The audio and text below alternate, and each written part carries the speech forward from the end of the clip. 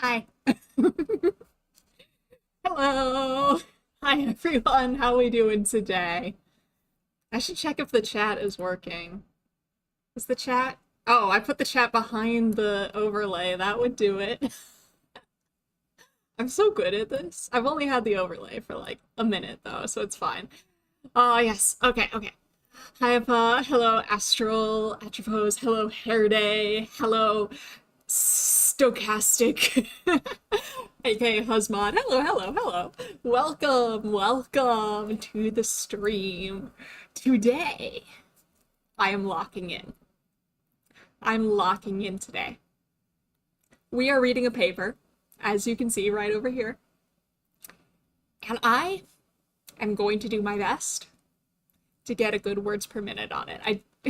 See, Fine just dives right in, and I feel bad diving right in because I want to give people time to like show up. But then again, isn't that what the whole like loading screen is for? That's the whole point of the loading screen, right? So, we should probably just go right in, right? I'm glad to hear you're doing good. Okay, okay, okay, okay. So, today we're reading a paper from Frontiers, and Frontiers is an open access journal, which means that everyone can access all the articles for free, theoretically. Hopefully that works out, as long as you have like an internet access. So actually, that's a thing I can do, right? I can just send a message in the chat, and then I can pin the message. And then if anyone wants to go there, they can. I also actually have the link to it in the description of the stream. So if anyone wants to read along or gets frustrated with my reading pace, I will not be offended. You can go do that. But I found this one yesterday, and I'm pretty excited about it. This is YouTubers versus VTubers, and I've been wanting to do a lot of studies on the difference between VTubers and FleshTubers and how their audiences perceive them and engage with them, so I'm pretty excited about this one. Now, this is not a psychology article. Actually, I confess, this is not a psychology article. You can see that this person's in the Graduate School of Arts and Sciences, this person's in engineering, this person's in business administration, and I believe this is published in the computer science oh yeah, research topic, entertainment computing and persuasive technology. So this is more like human media interaction. And it's from Frontiers in Computing. So this is more like a human computer interaction article, but we're gonna read it anyway. There isn't a whole lot of research on this type of thing, so we're gonna read what we've got. Feel free to pop in at any time, but today I'm going to try and get a good score on my words per minute reading. That is my goal. So I'm gonna try. I'm gonna try and lock in. We'll see if I succeed. So let's start with the abstract, as per usual. I have not read this paper yet, so I don't entirely know what's going on here. Definitely an interest, right? It is an interesting topic. I'm actually preparing, well, I've been preparing, I act like I'm actively preparing when really I've just been like on and off. Working on an IRB for looking at parasocial relationships with the VTubers versus FleshTubers, and I figure this might be something I could cite, right? Okay, anyway, so let's look. With recent advances in motion tracking technologies and three-dimensional computer graphics software, communication through avatars has become increasingly popular.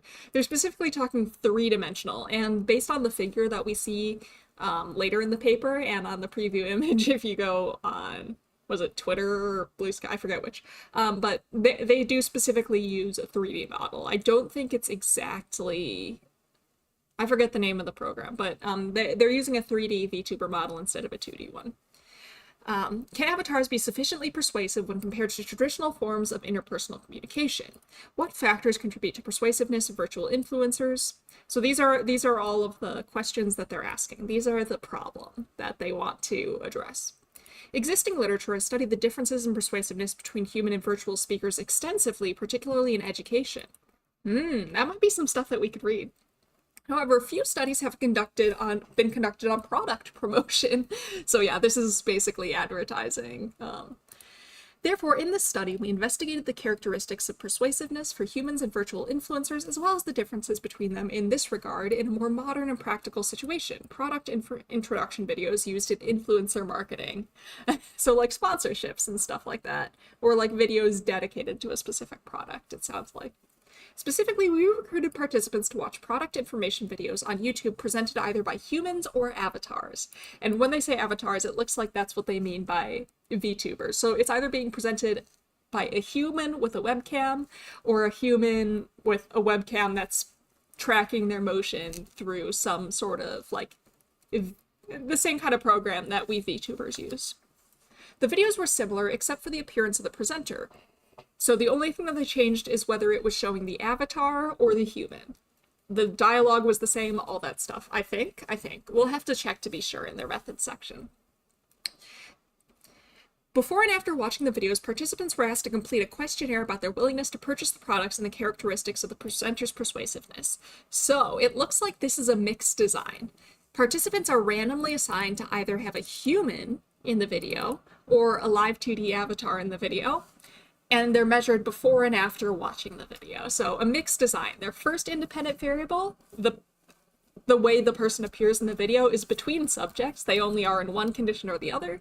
And the second independent variable is time point, whether this was measured before or after the video. And they have two dependent variables: willingness to purchase the product. So how willing are they to purchase whatever's being, advertised, and how persuasive they found the person speaking. The results show that although promotion via avatars can increase participants' willingness to purchase, human influencers were more persuasive. So people were more persuaded by flesh tubers than VTubers. Interesting. However, the virtual YouTubers, or VTubers, were more persuasive in certain product domains. See, this is what I love about, like, social psychology. I know this isn't a social psychology paper, but this is a very social psychology finding. Context matters. It looks like depending on which product you're advertising, sometimes flesh tubers are more persuasive and just sort of appear more persuasive overall. But depending on the product you're promoting, VTubers can be more persuasive for specific products, or maybe under specific advertising circumstances. VTubers who can change their appearance to match the product domain have a potential for future applications. I'm thinking of, what's her name? The VTuber who does stuff for the Opera browser, for Opera GX. Kind of like that, or when they made Tony the Tiger a VTuber. Yeah, it makes intuitive sense. We also attempted to construct a model of persuasiveness in this pragmatic context based on Dyson's persuasiveness rating. Ira? Oh, that might be it. Ira? I really like her design, by the way. It's a really nice design. Thank you, Ava. I could not remember for the life of me somehow. I say somehow as if I don't have a horrible memory, and I've known this since I was very, very young. Oops. But yeah, she's a great example. Crunchyroll Hime, when she was VTubing, would also be an example of that. A VTuber whose design is specifically tailored to whatever product they're promoting, or like Mori Calliope's One Piece outfit, right? Dyson's persuasiveness rating scale and overall impression of the video. I've never heard of Dyson's persuasiveness rating scale. I wonder if this is a psychological scale or if it's something that's used more in like business and engineering and like that kind of thing. Because these are not psychologists who are writing this. These are like well, psychologists do work in business schools, so maybe they do have some psychologists on here. I don't know. But this is not like published as a psychology paper. It's published as a human-computer interaction paper, so. Okay, anyway.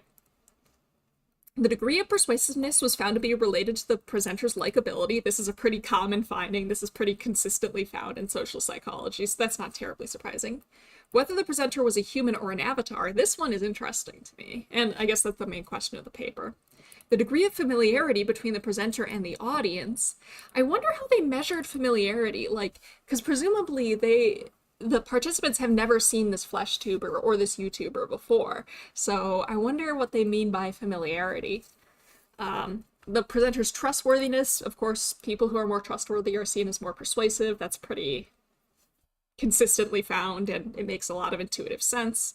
And the quality as well as entertainment level of the video. So the more entertaining the people saw the video, the more persuaded they probably were, and same with quality.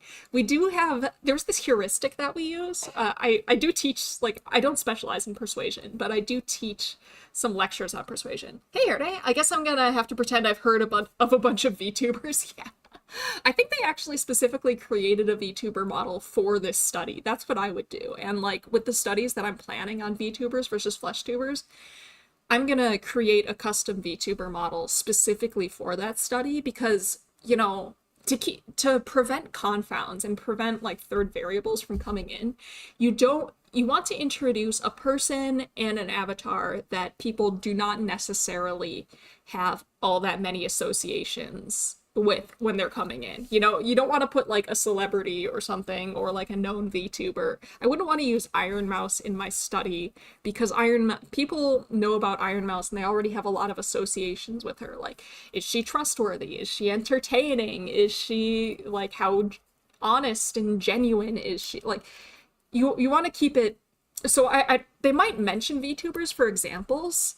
Probably Japanese VTubers, given that these authors are all located in Japan or working out of universities in Japan. But at least for the methods of the study, I imagine they've created an avatar specifically for this study. That makes the most sense to me, and I think that would be the best, like, methodologically and cleanest way to do this. Ideally, they would have the avatar based. So, like, what I'm planning to do when I do a VTuber study is I'm going to create an avatar that is just a cartoon version of the person who's going to be filmed. So, like, it looks just like the person, except it's drawn in an anime style. Same outfit, same hairstyle, all that stuff. Same, like, like if there's any, like, beauty marks or something on their face, that on the avatar too, just to, like, reduce confounds as much as possible is kind of the idea. Based on the images that I've seen from this study, they kind of do that, but also kind of don't. They're wearing different outfits and their hairstyle's a bit different. I'm getting on a tangent. We're going for the win today. I need to lock in. We're gonna read the paper, right? Okay. I really I'm curious to find out what they mean, though, by a degree of familiarity. I'm really excited about that. Maybe familiarity, they don't mean recognition. They might mean, like, rapport, you know? Like how familiarly they're talking. Hey, Sparky, bro! Don't worry. We're still on the abstract, so you haven't really missed the meat of the paper. I guess the main takeaway that we've figured out so far is that, from the abstract, is that overall, FleshTubers were seen as more persuasive than VTubers, but depending on the circumstances, this sometimes did change and VTubers were more persuasive than FleshTubers, but only in specific situations. That's the sort of overall takeaway that we have so far. Hey, Alex, welcome, welcome. Happy to have you here. Okay, words per minute. Words per minute, locking in.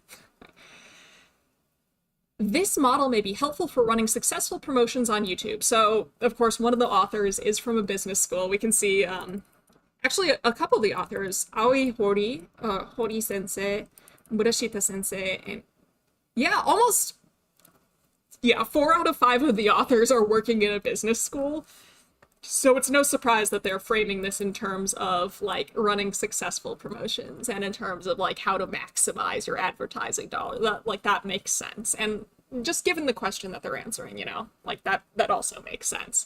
You want to know if somebody's more persuasive in product marketing because you want to sell products. Hey, Fauna, welcome! Happy to have you here. No worries. We're still getting started.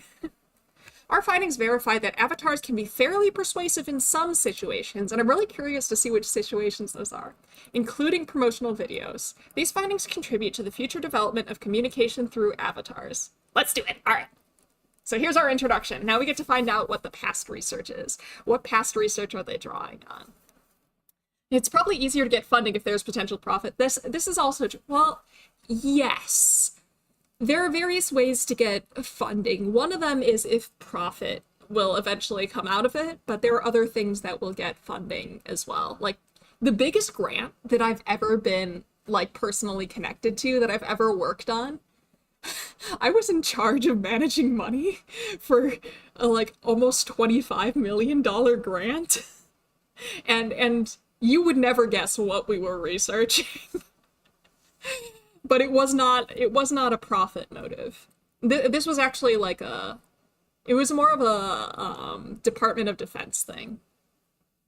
And the Department of Defense, at least in the past in America, would shell out big money for certain types of research. Cryptids, I was not researching cryptids.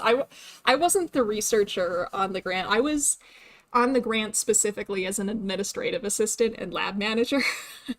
So I wasn't driving any of the research. I did actually get to contribute a little bit to like a minor part of it as in a research context, but I was mostly there to manage the money and be a point of contact for the participants. But yeah, there's big money in like advertising. Department of Defense was probably the last thing I was expecting. I know, right? They actually do a lot of funding for psychologists. I happen to know a couple of personality psychologists, and they can get some really big grants from like the Department of Defense and stuff like that here in the US, specifically for studying personality testing. The military wants to find good ways to assess the personality and stuff like that of people who might potentially be officers in the future and things like that. So they do sink a fair amount of money into research on personality, on measuring personality, so that they can try and identify good candidates for officers. Yeah. So there is a lot of funding, and of course some of that, like especially if it's funding from a non-governmental source, it's usually because there is some expectation, well, not usually, but like a big chunk of the pie is definitely because there's profit expected, but there's some other like huge pools of funding that don't necessarily have anything to do with profit. Hey, Ploymaker, were BuzzFeed quizzes not good enough for the DoD? Apparently not. Apparently not. It would be very funny though. Imagine like you're applying for one of the alphabet agencies, like this top secret like sort of thing, and like they just make you take a like which golden girl are you quiz to see if you're qualified to be a secret agent. How funny would that be? It's a fun thought. Oh right, words per minute, locking in. I'm so since the establishment of online videos, BuzzFeed was secretly a cover for recruiting, lol, maybe. They actually used to put recruiting ads for the alphabet agency. By alphabet agencies, I mean things like CIA, FBI, that kind of thing. Apparently, they used to do their recruitment ads in newspapers. This is what I've heard. I think one of my parents, I don't remember if he actually applied for it. He might have. I think my dad might have applied for one of them at one point.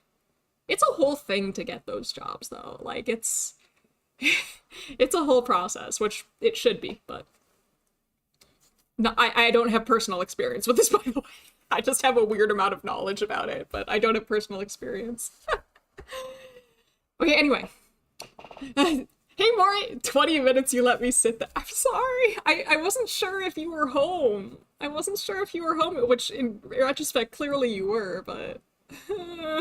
Has it already been 20 minutes? My words per minute is going miserably right now. I need to step it up. But of course not the Alphabet, the parent company for Google. It's also a huge pain in the butt to get a job at Alphabet. You said... Maury, you seem busy. I'm sorry.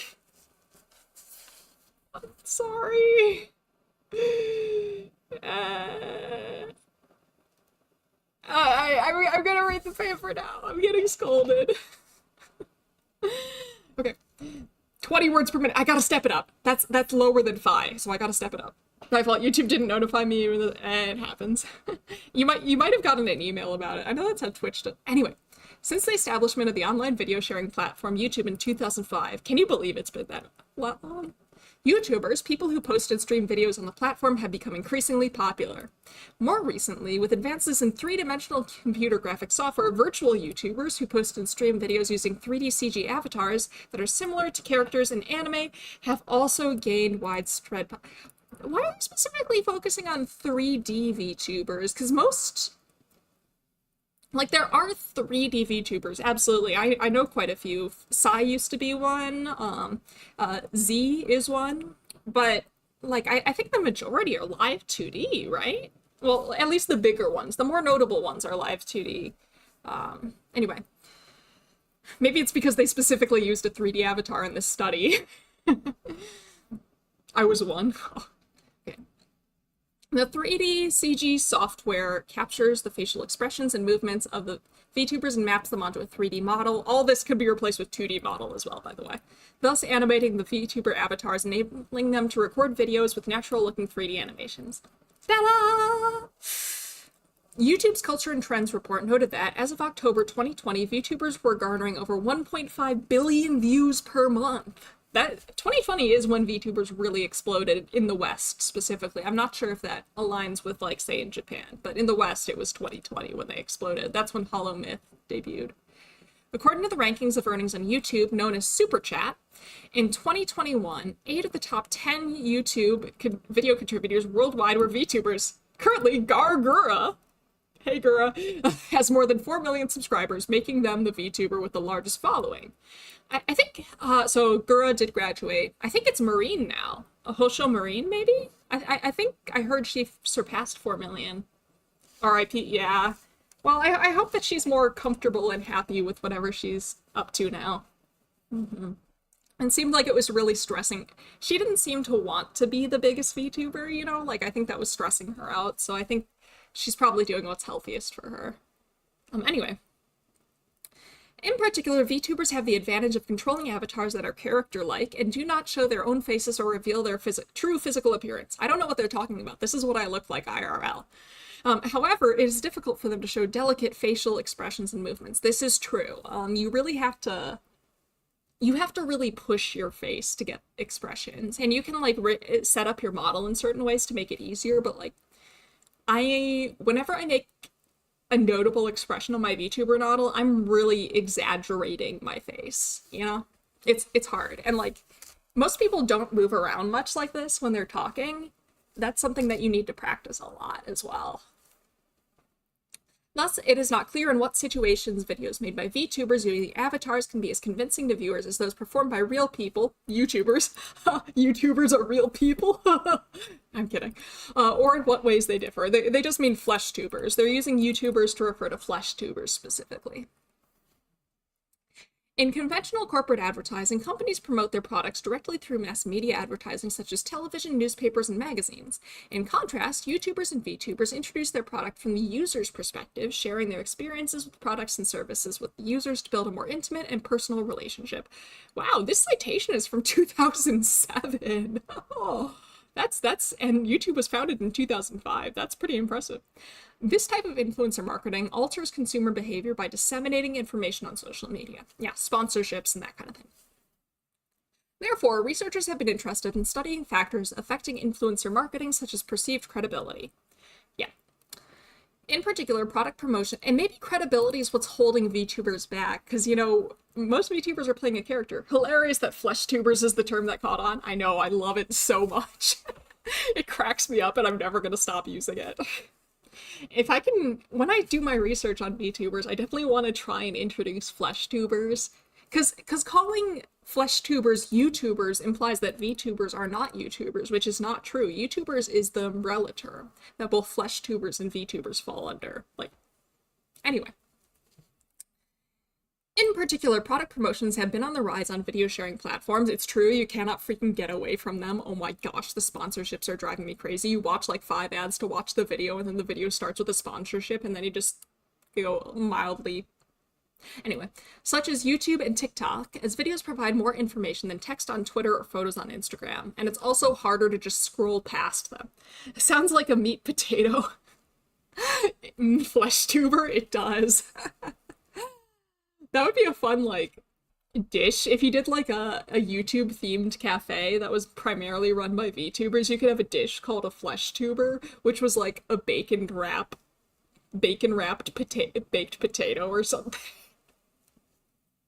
Anyway, unlike text and photos, videos can convey changes in facial expressions and movements, as well as provide detailed instructions on how to use a product. Though I usually don't see the detailed instructions unless the video is specifically... Yeah, that's not usually included, I would say, in my experience with seeing these sponsorship videos. Although the persuasive effect of such videos has been attracting considerable attention, no specific research has been conducted on this topic. However, from a marketing perspective, I find that difficult to believe. I find it difficult to believe that no research has been conducted on video sponsorships. Especially because, like, they cite this Freeman and Chapman. What is Freeman and Chapman? Freeman and Chapman. Is YouTube telling or selling you something? See, there's a paper right there that's one of the things you should never say when you're writing a research paper is that no research has been done on this, or this is the first paper that blah blah blah, because chances are very high that you are wrong. It's just particularly weird in this paper to say that no research has been conducted on this topic when they are specifically citing research that has been done on this topic. That just feels like a weird thing to do. Anyway.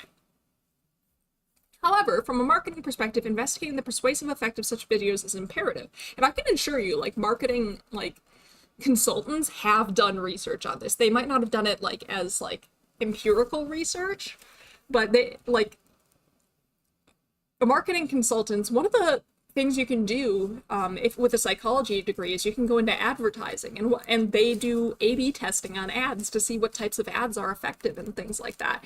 And that's why affiliate links or like affiliate codes name the specific affiliate that is advertising the thing. That's why like you have a code like Aikman25. Enter code Aikman25 for this special deal. Like, the reason for that is marketing research. So even if it hasn't been done all that much empirically, it's definitely been happening. Anyway, it can serve as a guideline for how YouTubers, humans, and VTubers, avatars, I would say, are you implying that I'm not human? But clearly I'm not. I'm a cryptid. Somebody should cite this paper when claiming no one has done research on the topic. Right. And what presenter types should be used to affect changes in purchasing decisions when introducing products. Further, such investigation is also meaningful in terms of studying persuasion in practical situations. I agree. I think the characteristics of the person conveying the message do influence persuasion, and that has been an area of research, but I think this is a fun, like, newer characteristic to look at. In fact, in that reference section, I saw something that looked interesting, like persuasiveness on anthropomorphisms. Anthropomorphism is when you take something non-human and treat it as human, you know? Human and avatars, I've seen this movie. Yeah. I have to. In the field of marketing, numerous studies have investigated the effects on corporate advertising on consumers' willingness to purchase diverse products, so traditional advertising. Recent marketing studies have also shown that TV, print, or advertising, as well as celebrity endorsements, influence purchase intentions. Yeah, yeah. Move over, I mean, I would say, like, I was gonna say, yeah, of course, we knew that, but it's always important to do research to confirm what seems like common sense, because common sense is does not always line up with reality. So it is important to do empirical research to confirm this sort of thing, even if it does seem obvious, because sometimes the obvious thing is not correct. And you never know until you try, right? Move over, advertising entertainment, advertising familiarity, social imaging, and advertising spending influence purchase behavior. So these are all things that have been shown to make advertising more effective and make people more likely to purchase the product that's being advertised. How entertaining the ad is, like Super Bowl ads, of how familiar you are with something, or like how casual it is. We'll have to see what they mean by familiarity. Social imaging and advertising spending, so how much money you spend on the ad. Research on smartphone advertising has shown the importance of contextual advertising. This is that creepy thing where, like, they give you ads for, like, things that you've been looking for, or, like, they give you ads for local places, even when you're not searching for them, and other types of advertising that are location and time specific. 28.4 words per minute. Let's go! Let's go! I'm on track to beat Phi, right? Right?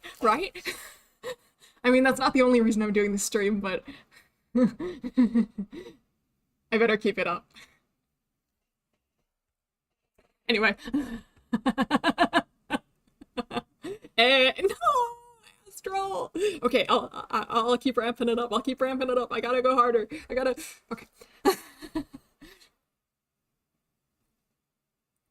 Prior research has studied persuasion in the context of purchase decisions on websites and other sources. Moreover, several studies have suggested that use of avatars representing companies and products on websites can improve, thank you for the cheer, can improve attitudes towards products and improve user satisfaction as well as willingness to purchase. Are they talking about, like, mascots? The effect of, oh yeah, this is the anthropomorphic agents on agents advertising, and what's this one? The influence of avatars on online. See? This is a study from 2006, studying what they say has not been specifically studied. Why are they doing this? Anyway. However, prior studies have not examined the differences in persuasiveness between human and avatar presenters. So this is what they say they're adding to the literature. They're specifically pitting flesh tubers and VTubers, or like humans versus avatars against each other. Torgamus. Yes, Tony Tiger. I don't know if Tony Tiger's currently a VTuber, but Tony Tiger was a VTuber for a little bit there.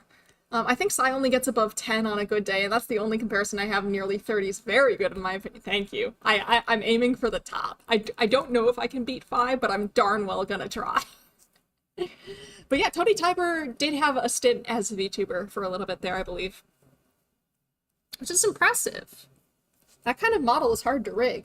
Why is somebody calling me? Who would be calling me right now? Okay.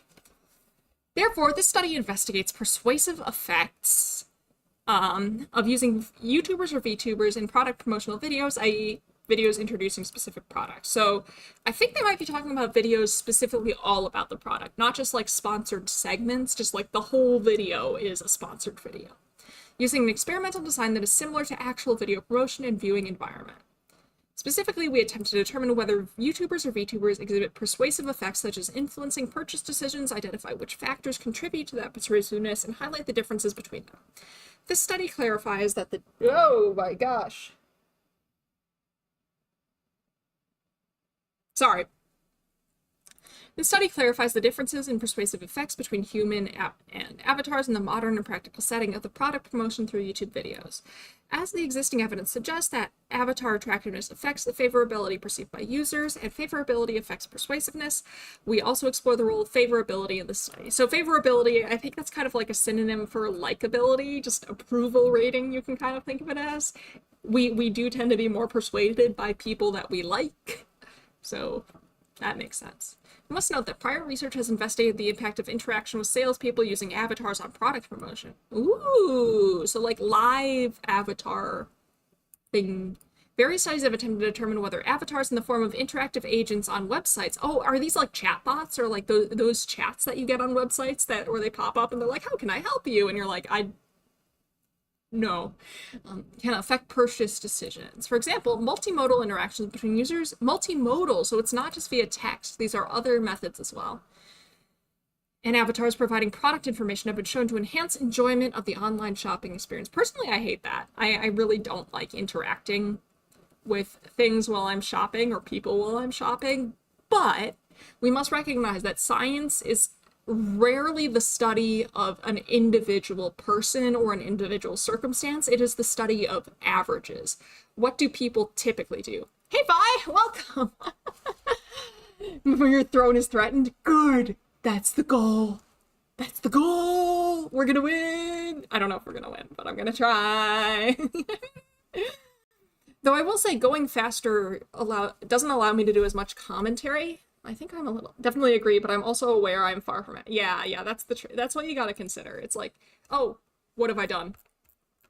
And it's like, I don't experience this personally, doesn't mean that the finding is wrong. It just means that in this particular aspect, you deviate from average behavior. Flippy needs to sell me egg yolk separators. And like, it could also, the average also might be that people are either very convinced or not at all convinced by this type of thing, and it just averages out to somewhat convinced, which is kind of a problem. That would be that there's probably some other characteristic that you're not accounting for that makes you either very convinced or not at all convinced by these types of things. Maybe people who are more extroverted or more convinced by having interactions while shopping, whereas people who are introverted enjoy shopping less when interacting with people. And that would... Anyway. Moon et al. Have demonstrated that For example, no, you already read that. Moon et al. Have demonstrated that interactions between users and salespeople and peers in virtual stores can increase users' social presence. I still want to know what they mean by social presence. I don't think I've heard that term before. Shopping enjoyment and positive attitudes towards brands. if salespeople interact with me when I'm trying to buy something, that actually makes me really annoyed. I'm not gonna lie. But I'm a very introverted person, so that might just be me. And willingness to purchase. Nevertheless, the study examines the impact on purchase decisions in the practical setting of video promotions, so specifically video ads and sponsorships, sponsored content. Persuasion is also one of the key themes in psychology. Psychology mentioned! With various studies investigating persuasion in many domains, but not limited to purchase decisions. Yep. Because we are not, well, some psychologists are at business schools, but yeah, the people doing this are mostly from business schools, so it makes sense that they would focus on purchase decisions, whereas psychology is a bit broader. For example, research has been conducted on the differences in persuasiveness between humans and avatars in the field of education, and we should read some of this stuff. I think that sounds like a good thing to read. Some studies have found that nonverbal expressions are also important for the persuasive ability of robots. Nonverbal communication. Interesting. This actually reminds me of something. So we did a talk recently. VTheorem did a talk. Sai was actually the one talking, but like I made the slides for the most part and like stuff like that. We did a talk at a conference, and most people seemed very like about educational VTubing, and most people seemed pretty excited about it. But one of the people was like, I think the virtual avatar is actually very distracting. I couldn't pay attention because I was just watching the virtual avatar, and I think that also makes some sense. But yeah, having a salesperson talk to you might make an introverted person more upset, but there is power to having someone disappointed if you don't buy something. Yeah, the social pressure and the wanting not to disappoint somebody is very much there. Yeah. I've been caught in that trap before, where it's like, I really don't want this product. Or like, I don't think I need this product, but I think this person would be disappointed if I didn't buy it, and the social pressure is there. And that makes me very upset, but I still buy the product. And I think, well, I guess I'd avoid the store in the future, which isn't a desirable outcome to the store and its management, but the purchase itself would be a desirable outcome, even if I'm uncomfortable. Back, had to do important finance things. I hope that they went well. I hope that everything's all right and that the finance things are treating you well. The influence of eye gaze has also been studied in terms of persuasive strategies using robots. So, like eye contact, or like where the person's looking, or the robot, I guess. In terms of learning effectiveness in expressive education, several studies have investigated whether study participants change their mind when exposed to a lecture. So, persuasion through education in an educational context. The one person at the VTheorem talk might just have a baby brain. I think part of it might have been Sai was the one presenting, and Sai uses a really bright orange, and everybody else was, pretty muted colors. So if there was one really bright color among a bunch of muted colors, of course that's going to draw your attention. So I'm not sure if it was the fact that Sai was, Sai's a cartoon, or if it was just color contrast. I'm not sure. And that could be another interesting, thing to study, But yeah, I'm not super sure what's going on there. But it's an interesting question, And there may be variability in how useful VTubing avatars are. They might work well for some people, they might not for others, and who knows, There might be various reasons why they may be more or less effective in conveying communication or information. And this paper, the abstract, did suggest that VTubers are more effective in some contexts than in other contexts, and I'm excited to find out what exactly was going on with that. Anyway. In terms of learning effectiveness in expressive education, several studies have okay, we read that. In these studies, the experimental setting was such that participants were directly persuaded regarding a single solution to a product on which they were divided.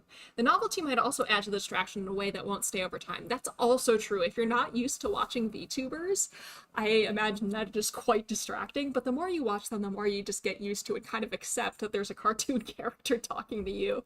And for all the audience that spoke up during the presentation, of course, there were people watching who didn't say anything, and that was the majority, but for everybody who spoke up, I believe all of them said that they'd never encountered VTubers before, so this was their first time encountering a VTuber avatar, which I imagine is pretty surprising and jarring and distracting the first time or the first few times that you encounter it, because it's weird. I remember my first time seeing a VTuber avatar, and wow, it's pretty wild. Yeah, usually Sai gets around less than 10 words per minute, Z gets high 20, Champion stream has low to mid 30s and Mylan mid teens to low 20s.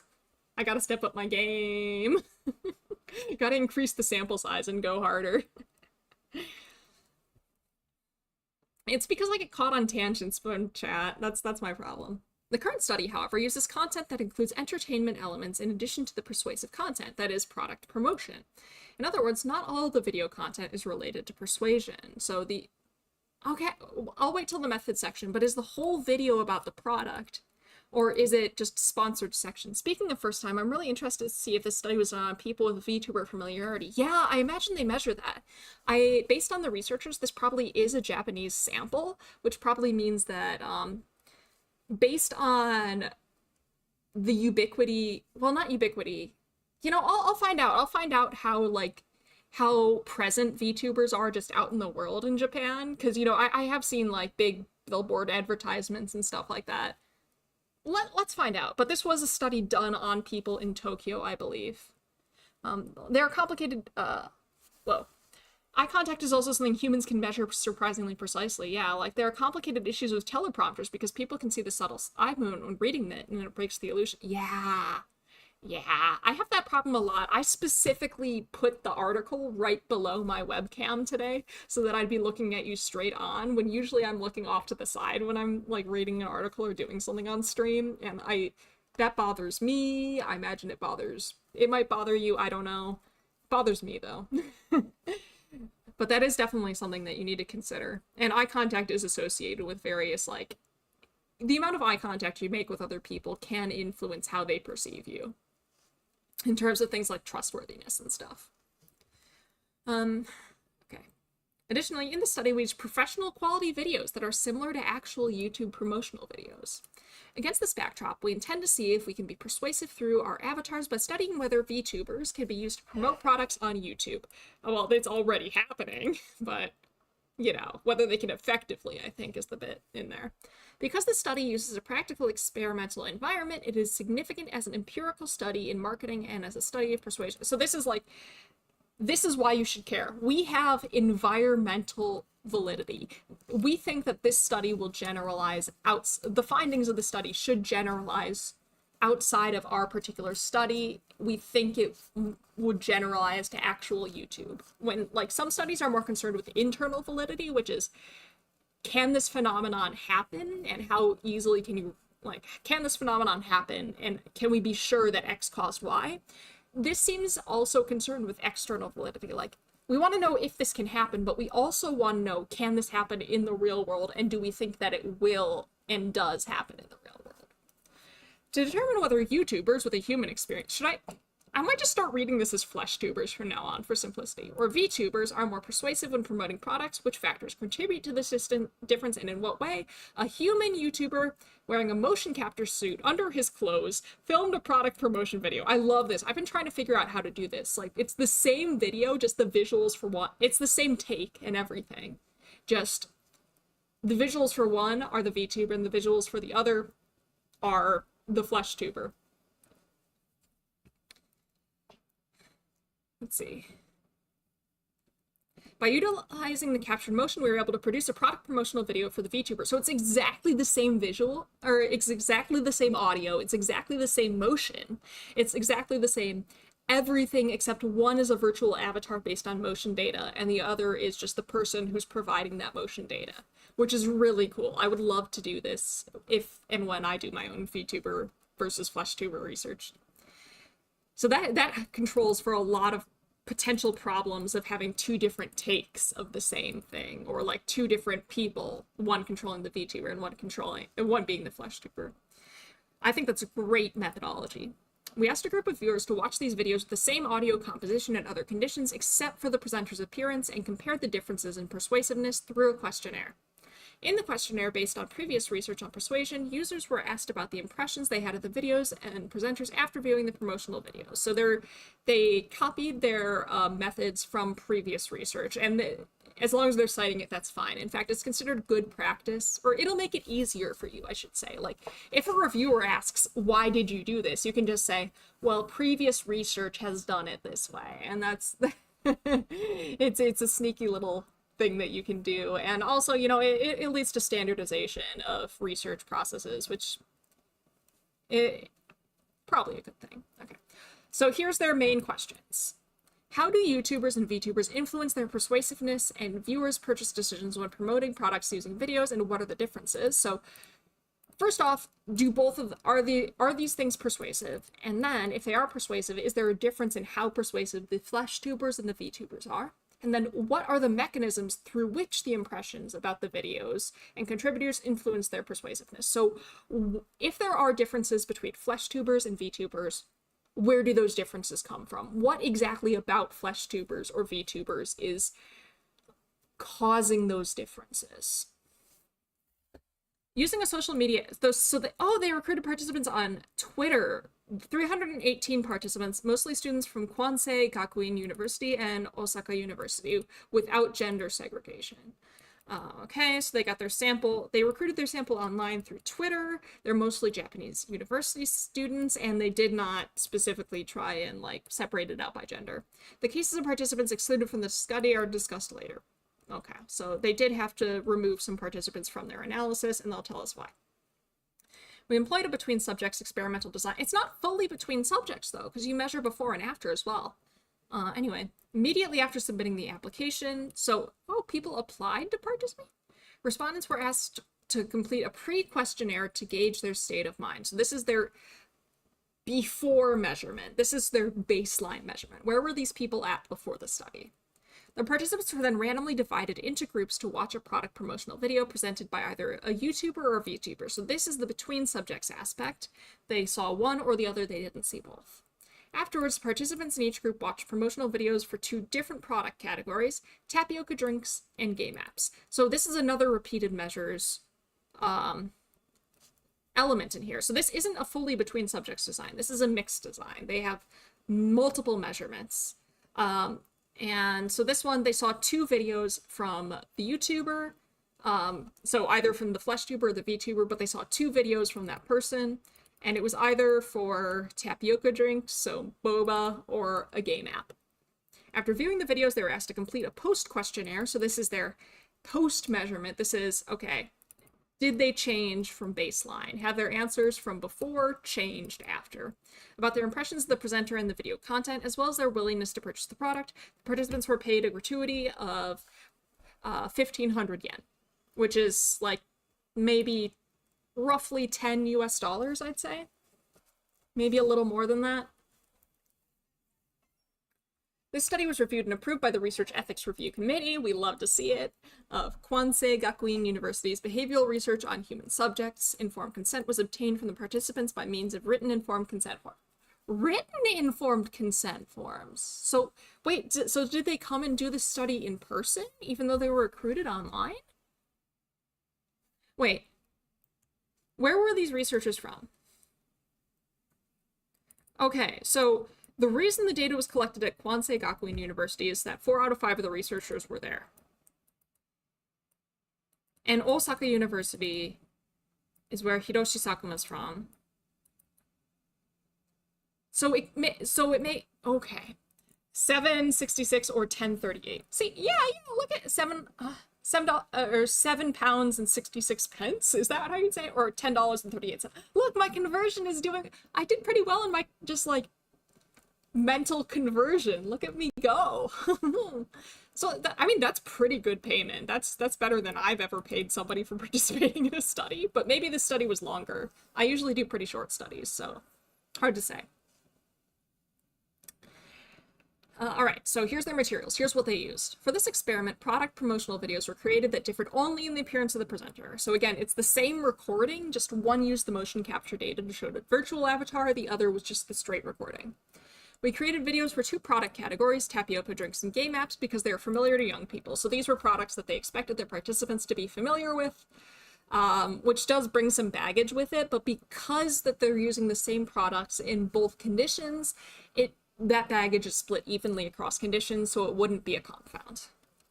We struck a balance by selecting 2 products from different categories, food and beverages for the tapioca drinks and entertainment for the game apps. As VTubers are avatars, they cannot really consume. There are people behind VTubers, okay? I can consume a tapioca drink. I have had 2 or 3 tapioca drinks in the last week. Come on.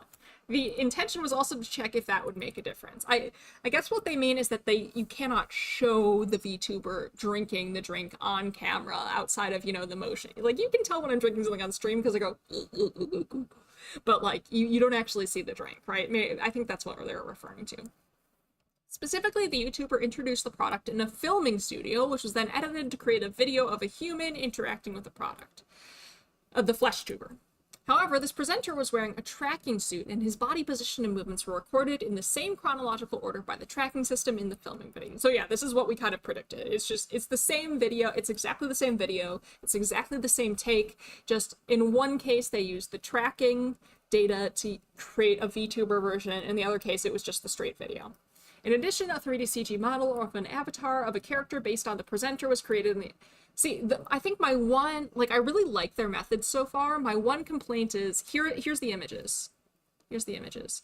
My one complaint is that, like, the outfits differ between the 3D model and the presenter. And, like, I think there's some other differences, too, that I would have really liked them to at least, like, you know, match the outfits or match the 2 models as much as possible. Like, still keeping the anime avatar aspect, because that's kind of important, but otherwise keeping it as similar as possible. I would have very much preferred that, but otherwise I think this study is, like, they're doing a pretty good job of doing this, I would say. Like, the fact that it's exactly the same video is very, very good. By moving and recording this avatar model in the same manner as actual human movements, a product promotional video involving the avatar or VTuber was created. To make it viewer-friendly, the avatar was designed by a well-known professional Japanese character designer, which many big VTubers, like the ones at agencies, they are designed by famous Japanese, like, anime artists.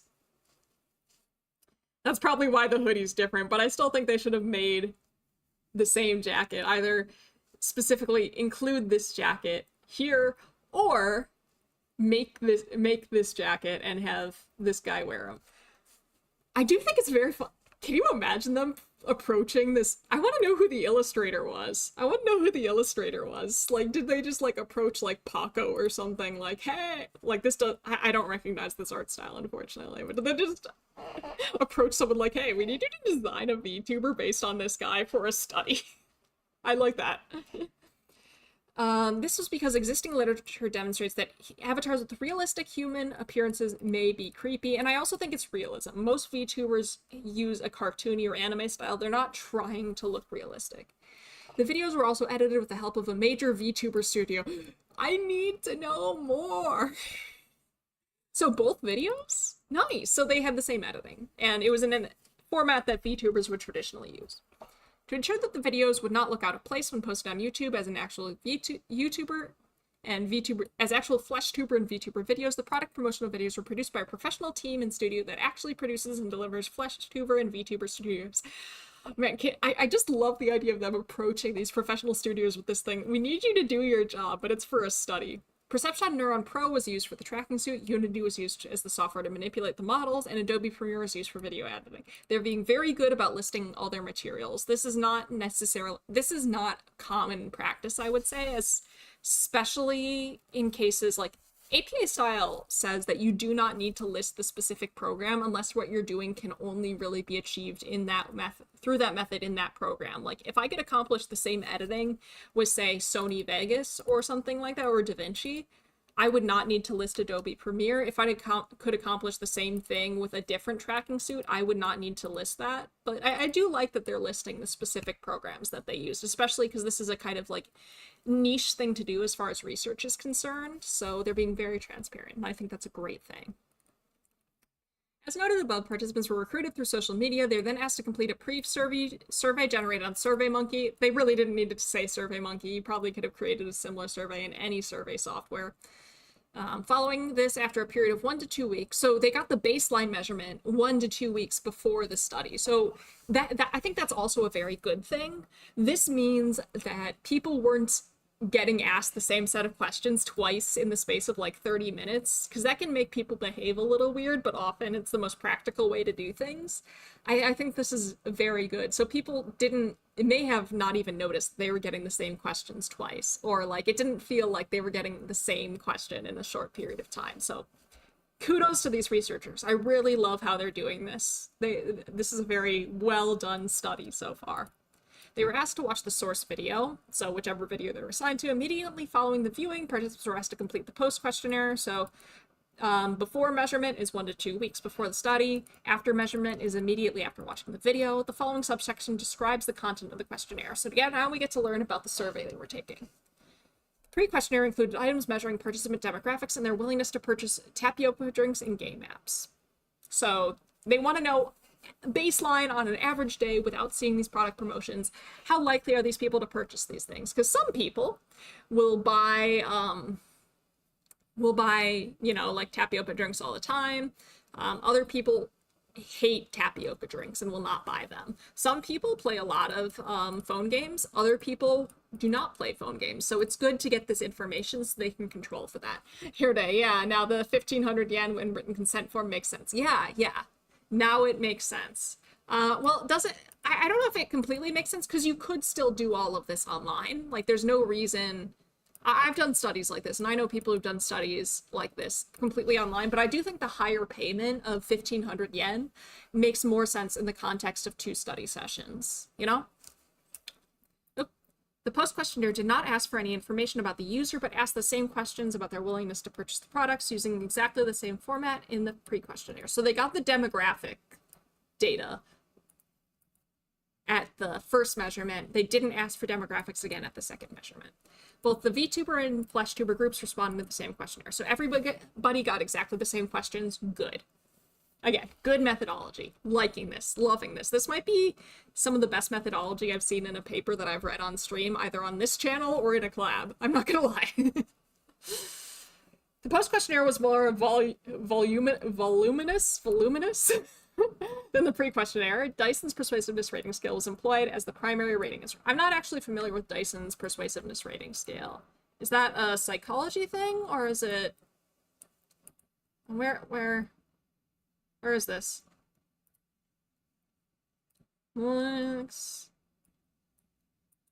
They're not citing the original scale, they're just using a citation of somebody else who's used it. Not a huge fan of that, because now I can't go back and check like the context the original scale was created in. I can't see if it was created by a psychologist or a computer scientist. Hey Kira, welcome! Explodes into confetti. Oh my, that sounds rather dangerous. Confetti is very difficult to clean up, but I guess if you are the confetti, then you don't have to clean up the confetti, which is good. Maybe. But then somebody else has to clean you up, and you can't guarantee that they're going to be careful with you and all your confetti bits. I wish you the best of luck in whatever happens next.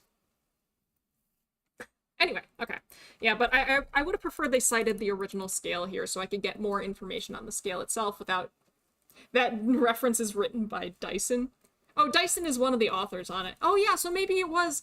I missed that, Astral. Thank you. No! I missed that, Astral. So I was only looking at the first author. Usually, I guess most of the scales that I use and that I'm familiar with are not created, have their own paper publication. So I was expecting this to be a publication named like Dyson's Scale, with Dyson as the first author. But it is, on occasion, you will see people create scales as part of a bigger study. So yeah, maybe we'd have to go to the study to find out, and I don't know if this is open access, so I'm not gonna check it out. But yeah, okay, you're right, Astrological. You're right. I could be wrong. That could be the original paper. It's just not using the conventions that I'm used to with the scales that I tend to use. Thank you. Thank you for correcting me. Or like pointing out that possibility. This persuasiveness rating scale measures effectiveness of product promotion, perception toward the message, and perception toward the presenter. So this has 3 different subscales. It's one set of questions, but there are 3 sets of questions nested within the greater set.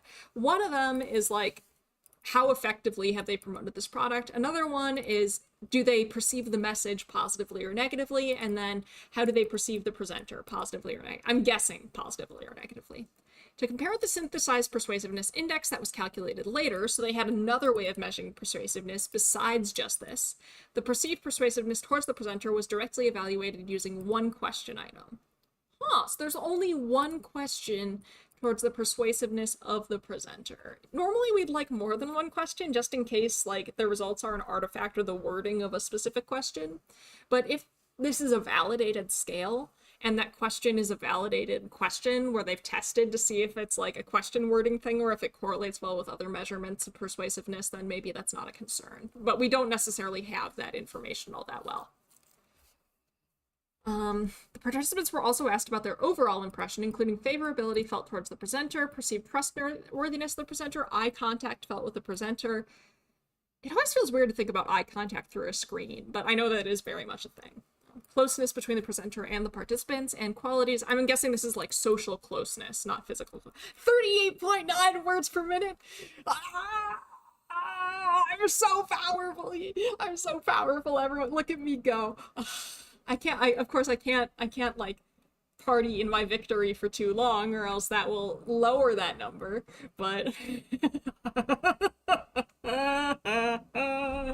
party time! Thank you for the confetti. Okay, let's keep it up. We can't let our guard down now. And the quality is the product promotional video, which the quality should have been almost identical, given that it's the same clip, just processed differently. The post-questionnaire response time was measured to determine if the entire video was viewed appropriately. So good. There is a problem of participants just not paying enough attention to stimuli, like skipping through the video or just like putting the video on the background and doing something else. This is more of a problem if you're having them do it online, like in their own home or something like that. In the lab, it's not as much of a problem because usually they know there's somebody in the lab watching them or something, but it's good that they had some method of somewhat confirming this. Like, it is possible that they put the video on in the background and did something else, but we know that they didn't skip the video, at least. This included the time spent watching the video and the minimum response time to the questionnaire. So it's not just the video, it's everything. Further, we included a brief set of questions to ascertain whether the video was watched. So these are called attention checks. So they asked questions about the video. Yeah. And if people answer them incorrectly, you can probably guess that this person didn't actually watch the video, and therefore the video is the main point of the study, so we can't use their data. These questions were designed to exclude participants who did not watch the video or did not take it seriously. So like skipped through it or something, or we're just like, they walked into another room while the video was playing. So this is good practice. We can be reasonably sure that every participant that they have in their data set did watch the video and was paying an acceptable amount of attention. So good. Letting participants treat the videos as a second screen content would probably be more true to how people actually interact with ads. I agree, Torgamos. I absolutely agree. That is probably the case. I consume almost all of my YouTube videos as second screen content, like both either literally or metaphorically. It's second screen content to me most of the time, and that's probably more environmentally valid. In this case, I don't think that would have been appropriate to do for this particular study, because if it's second screen content, people might not notice if it's a flesh tuber or a VTuber, and that's the key question here. If that matters. But if it's just like, if sponsored content is effective, I think definitely letting participants treat the video as second screen content would be a better way to get at the question. For this particular research question, for the sake of like internal validity, that wouldn't work well, but for external validity, is this actually reflected in people watching videos in their homes the way they normally do? I agree that people who didn't pay attention are probably treating the video like that would... Does what I'm saying make sense? Like, I think that for this particular question, they have to make sure people are paying attention, but if they wanted to make sure that this was how people were experiencing this phenomena in the wild, I agree that most people probably aren't paying that much attention during sponsored content. Like, if you look at, you know how YouTube's introduced that thing where if you hover over the play bar, it like, for like a recorded video, it shows the histogram of how many people are watching at that time, and you can always tell when the sponsored content segment ends because there's a huge spike in activity. Yeah, it makes sense. Oh, but oh, good. I'm glad. Yeah, but I think that's a very important point. I think that's a different study, though. That might be like study one is seeing if the presenter matters, and study two is seeing if the presenter still matters when people are treating the video as second screen content, which is what I think a lot of people do. I mean, I don't actually know if that's the case. That's another empirical question we could ask, like how many people are actually consuming YouTube videos as second screen content, right? Because like I do that and my friends do that, but we know that people who behave in similar ways tend to be friends with one another, so I might just be in my bubble of, you know, like people who tend to consume second screen videos as second screen content, and that may not be what most people actually do, you know? I'm getting off track, but I think all of these are very interesting questions, and I wonder if research exists on them, and if it doesn't, and if it does, I would love to read it, and if it doesn't, that might be a fun thing for us to look into in the future, you know? Anyway, more details about the questionnaire. The pre-questionnaire asks for information about the user, so sex, personality. I wonder what personality traits. Anime viewing preferences. Oh, that's fun. They asked about what anime they watch, and that would help. You know how we were talking about like familiarity with VTubers? This wouldn't necessarily help for familiarity with VTubers, though there are some anime that have had VTubers in them. Like either real VTubers voicing in them or anime that had characters that were VTubers. But like, this would at least check their familiarity with the anime art style. How novel is this to them? And oh yeah, and there, look, they did measure familiarity with both VTubers and YouTubers. So we do have that measure. Is just the existence of VTubers surprising to you, or do you watch VTubers all the time? And they can include that in their analyses and control for that. That's great. I'm really liking this study. Like, it's not, no study's perfect. No study's going to be perfect, but I'm really liking this study. This might be like like I said, this might be the best design study, in my humble opinion, that we have read on this channel so far. The purchase decision was examined by ranking the products. Gets on one knee. Mylan, would you be my second screen content? Yes. Yes, I would. Gladly. I'm honored. Everybody else is my second screen content, so I have no right to complain about being second screen content myself. In fact, it's kind of reassuring being second screen content, because if I screw up, there's a chance people won't notice. Of course, I'll try my best not to screw up or like say anything incorrect, and if I do, I'll correct myself, you know. But like, there's some reassurance in being second screen content, right? This is technically on my second screen with the spreadsheet on the first. Nice. The spreadsheet TM. Nice. Yeah, that's how I always put my videos on the second screen. Even if I'm paying attention to them, my videos are on the second screen. Anyway, okay. Zoning back in. I don't want to lose my lead. Participants were asked to rank the pre-question. The purchase decision was examined by ranking the products the participants would like to purchase. So they're ranking them from ones they'd like to purchase most to least. The tapioca drink and the game app were two of those products, but they had other products that were not advertised in there as well. So two products they did have advertisements for, and 5 other products that they didn't have advertisements for. This is a trick, because usually like we are evaluating products against other products and things like that, but this isn't as clean in a this is good for external validity, like how we usually like make judgments about purchasing. We might say, oh, I'll purchase this instead of that if we're on a budget. But it's bad for internal validity, because these products might have certain characteristics and things like that that like make them weird. I don't know how to put it. But again, that's distributed equally across both conditions, so at least there's that. Participants were asked to rank the products in order that they'd like to purchase them. They were also asked to rank the 7 products in the pre-questionnaire and repeat the process in the post-questionnaire to see how rankings varied. So they wanted to see if people reported ranking tapioca drinks or game apps higher after the persuasive video. This is based on the questionnaire used in an existing agent persuasion study. Agent, by the way, just meaning something that is trying to persuade you, whether that is a flesh tuber or a VTuber or a robot or like text prompt or an ad, whatever it is. Agent is just the thing that is acting. In this case, the thing that is trying to persuade you.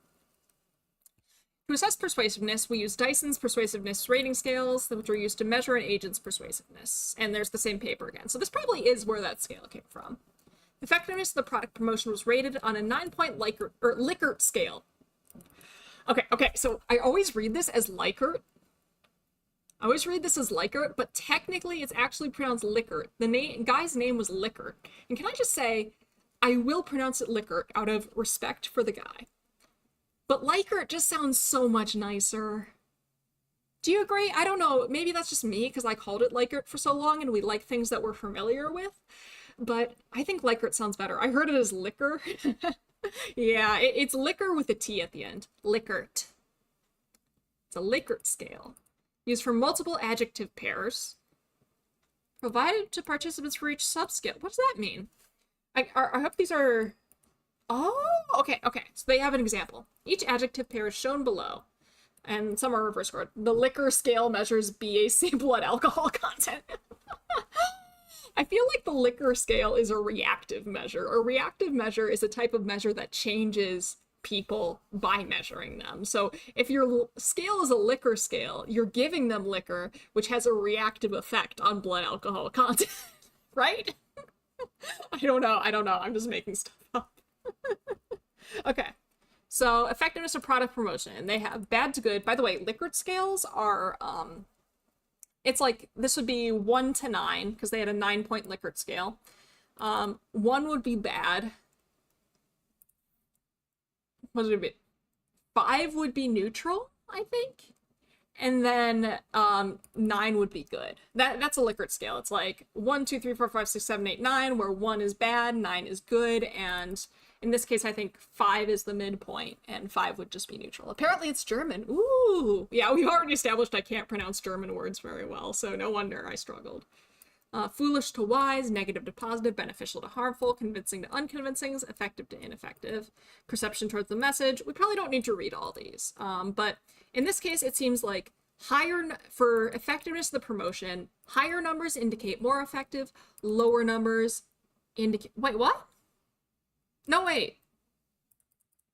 I'm confused, because these ones, this first example, higher numbers would be more effective, but the last example, lower numbers would be more effective, but they're not marked with an asterisk, which would indicate reverse coding. Is this just like a typo or something? Here, perception towards the message, flamboyant to conservative. So, low numbers are more convincing, high numbers are less wait. Because this would suggest, if this is reverse coded, then this would be higher numbers is more stimulating, lower numbers is... Yeah. So this is reverse coded, meaning higher numbers are more stimulating, lower numbers are more boring. And this is lower numbers are more stimulating, higher numbers are more boring, which is... Wait, where's the asterisk? Is it the asterisk before it, or is the asterisk after the pair? So is this asterisk referring to this, or is the asterisk referring to this? I can't tell. We don't need to read all these, spoken like someone who doesn't want to boost their words per minute. See, based on the way Astral calculates it, I think Astral just does the amount of time, the total number of words in the paper divided by time elapsed. So reading more words, I think reading more words, it doesn't help or hurt your score if you go through the whole paper. But reading less words could potentially help your score, because I think Astral includes all words, whether they're read or not. That's my understanding of the operationalization of words per minute, or the secret sauce, the formula. So this is, I could actually increase my word per minute by skipping this whole section, I believe, if I'm understanding the formula correctly. But if I don't skip this section, it shouldn't have much of a noticeable effect. It won't necessarily decrease it. Well, it's kind of decreasing it because I'm going on a tangent because I'm confused about how these work. Like, what exactly high versus low numbers are supposed to mean, or if these are all distinct scales and they're not supposed to, like, be measuring the same thing. Like, some are measuring negative feelings about... I'm just confused, and the fact that I'm confused is making me go on a tangent, which is lowering my words per minute. So it would have been beneficial if I skipped all these. Yeah, it's words up to where you are, so a lot of ways to game it. In general, I trust people to act in good faith. Lol. Yeah, see, I knew. I could game this if I wanted to. I could. But I'm trying to be a fair player.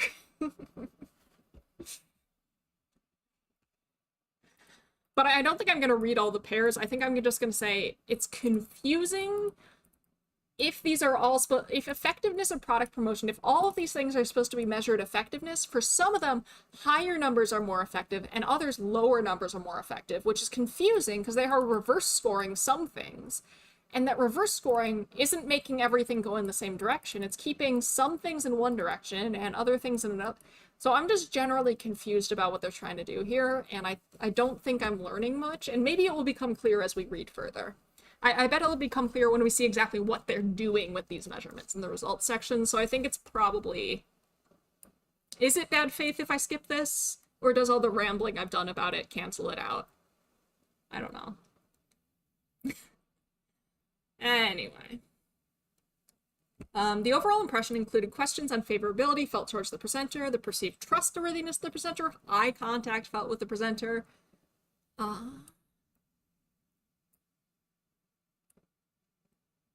eye contact in here as one of their measurements? I'm not seeing it. Hey, skimming sections counts in my mind. Nice, okay.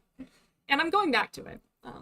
And closeness between the presenter and the participant. I'm guessing this is like social closeness. How friendly do you feel towards them? As opposed to like, I feel like I'm in the same room with them.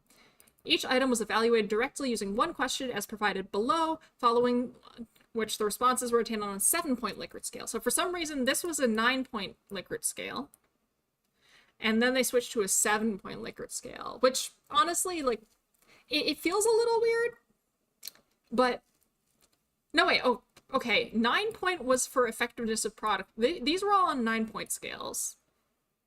And these ones were on 7. Why was this specifically on 9-point scale while everything else was on a 7-point scale?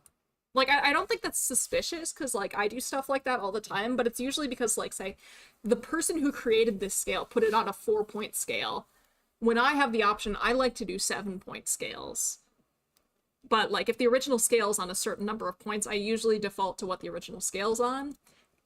And so, like, the number of points on Likert scales in my papers will vary, but it's usually because, like, the original scale was this, on this points, and then I just prefer this points. There's a lot of debate, actually, on the appropriate level of number of points on a Likert scale and whether it should be an even or an odd number. I'll have to talk about that sometimes, because it's really interesting. Like, should it be 5-point? Should it be 7-point? Is 3-point enough? Is it 10-point okay? And then should it be an odd number? Because that gives people the option to say neutral. Or, you know, like a midpoint. It allows people to say neutral. Or should it be even number? You don't allow people to say neutral. You force them to either lean towards one side or the other. And there's a lot of debate over what you should do. And sometimes it depends on what you're studying. Like, some people say neutral's fine in this context, but it's not fine in that context. Or, like, they'll let you answer neutral, but then they'll ask you another question. You said neutral, but if you had to pick, it's a whole thing. It's a whole thing. Anyway. So they've got how favorable was your impression of the presenter, how much did you like them, how trustworthy did you think this person was, and to what extent do you feel the presenter looked at you while they talked to you. So this is eye contact. They're not actually measuring eye contact, they're just measuring, was this person looking in your direction? But I think based on, for like computer communication through a video, I think that's a good proxy for eye contact, because you know how it is. Closeness refers to the degree of similarity between the participant and the presenter. Oh, so it's not like friendliness, it's just like how similar am I to this person? How much do I relate to this person? To evaluate closeness, we employed the inclusion of the others in the self scale. I'm familiar with this scale. This is a scale that's like 2 circles with various degrees of overlap. Oh, here, they're explaining it. The scale indicates the degree of overlap between representation of the self and others as indicated by the overlap of 2 circles. So it's a bunch of Venn diagrams, essentially. It starts out with 2 completely separate circles, which indicate, like, we are not similar at all. We're completely separate people. We don't have anything in common. And it ends with 2 circles that almost completely overlap, indicating, hey, we're basically the same person. And you select the amount that the circles overlap that represent how similar you feel to the person you're judging. And that's how they measured how close you feel to this person. It's not necessarily closeness, it's like how similar you feel with this person, how much you relate to this person, or how much you think this person is a similar person to you, kind of deal. And this was done on a 7-point Likert scale. So they had 7 different options to pick from no overlap to complete overlap. Or almost complete. I forget if it ends in almost complete overlap with the circles or like complete overlap with the circles. They're perfectly aligned. I don't remember where it ends, but I imagine it would probably be complete overlap. That makes sense. Anyway, to estimate impressions of the videos, we included the following questions about the likability, completeness, and interestingness of each viewed video. So completeness, like it doesn't cut off abruptly like my APA tier list game. And interestingness of the video. The responses were obtained using a 7-point Likert scale. How much did you like the product promotional video that you watched? How good was the quality of the video for product promotion? And hopefully it was good quality because they hired people who edit videos for a living. And then how interesting was the content of the product? So like, how interesting was it? Not necessarily how engaged you were, but how interesting. All right, analysis. We're in the data analysis now. Oh man, okay. For actual analysis, participants, those who watched the videos to the end, responded, were filtered using the following procedure. So this is how they determined who they would keep and who they would exclude. First, we selected respondents who spent more than 20 minutes, or at least longer than the length of the video, answering the questionnaire. So they made sure, so first they excluded people, so they're phrasing it in the opposite way, but they're saying the first people we tossed out were the people who spent less time than the video, or less time than the questionnaire should take on the questionnaire. They were speeding through it. They maybe even skipped the video. We selected 20 minutes as the threshold based on results of time measurements with a pilot sample of approximately 10 people. So they had 10 people test the survey to see how long this would take. And that's really good practice. You should always get people to test the survey. And a lot of people will test the survey on themselves, but as I've learned, I'm a really quick survey taker. So when I test, like I time how long it takes me to finish a survey, I usually go twice as fast as the average survey taker. So I'm not a good gauge of how long it takes like somebody viewing the survey for the first time to complete that survey. So you want to give people an adequate idea of how long this survey should be. You should know if somebody's taking an unusually short or unusually long time on your survey. And also this helps you figure out how much you should be compensating your participants. How much of your time are you taking up? How much time should you be compensating them for? So this is good practice. 20 minutes is slightly longer than the minimum time required to have watched all the videos. Oh, so that's not even including the questions, huh? Then respondents who correctly answered questions that could be easily answered if they watched the video. For example, the episode played in the game app video. Does that mean like the level played? The flavor of the drink featured in the tapioca drink video were picked. So first they excluded people who went through it too fast, and then they excluded people who didn't pass their attention checks, who weren't paying close attention to, or like weren't paying enough attention to the videos. Which I think those are fair reasons to exclude people, because if they're going through it too fast, they're probably not providing good quality data. And if they can't answer the question about the videos, well, paying attention to the video is kind of important for testing the hypothesis, right? So their data wouldn't be valid to test the hypothesis if they weren't paying attention to the video, because that's where the manipulation is. So I think these are very valid reasons to exclude people. Oh, it looks like they're going to tell us how many people they excluded, so that's okay. In the study, Dyson's measure of persuasiveness consisted of 3 categories: effectiveness of product promotion, perception toward the message, and perception towards the presenter. Cronbach's alpha coefficients were used to confirm consistency for these measures. Cronbach's alpha is a way of making sure that a lot of scales, like scales for depression or whatever, or scales for like anxiety or persuasiveness, usually it's multiple questions measuring the same thing. And you want to make sure that all of the questions are getting at the same underlying thing. So all the 5 questions you're asking about depression are all asking specifically about depression. Cronbach's alpha is a statistical measure that looks at how much all of the questions correlate with each other. And if all the questions are getting at the same underlying thing, they should be highly correlated with each other. So you want a high number for Cronbach's alpha, and alpha goes between 0 and 1. I think usually an acceptable alpha is around like 0.8 or above. Did they tell us the alpha though? Sometimes alpha is reported in the results section, so maybe it's in there. For the analysis of research question 1, so this was just, can you be persuaded by promotional videos, if I remember right? We conducted a 2-factor analysis of variance, or an ANOVA. So this is a factorial ANOVA with 2 predictors. between participants and YouTube. So this is a mixed factorial ANOVA. The first factor is just a name for an independent variable with categories. The first factor is whether they watched the FleshTuber or the VTuber. And then the second, and that's between subjects. And the second factor is the within subjects factor of, was this measurement from before they watched the video or after they watched the video? So this allows them to test if people changed from how they were before the video to after the video. In other words, did this video actually change their opinion? For subsequent analyses, these measures were combined using principal component analysis to create synthesized persuasiveness index. Okay, so what this means is like, this Dyson scale is assuming that effectiveness of the message, perception of the message, and perception of the presenter are separate things. But it could be that effectiveness of the message and perception of the message are actually the same sort of underlying psychological thing. PCA, or principal components analysis, is a way of seeing, based on the data we have, are people responding to these separate things as if they are three separate things? Or is it that these two factors are actually the same thing? If these two separate scales are measuring the same underlying construct, then we can combine them. That's the goal of PCA. Can we combine these things? How many things are we actually measuring here? How can we simplify our stuff?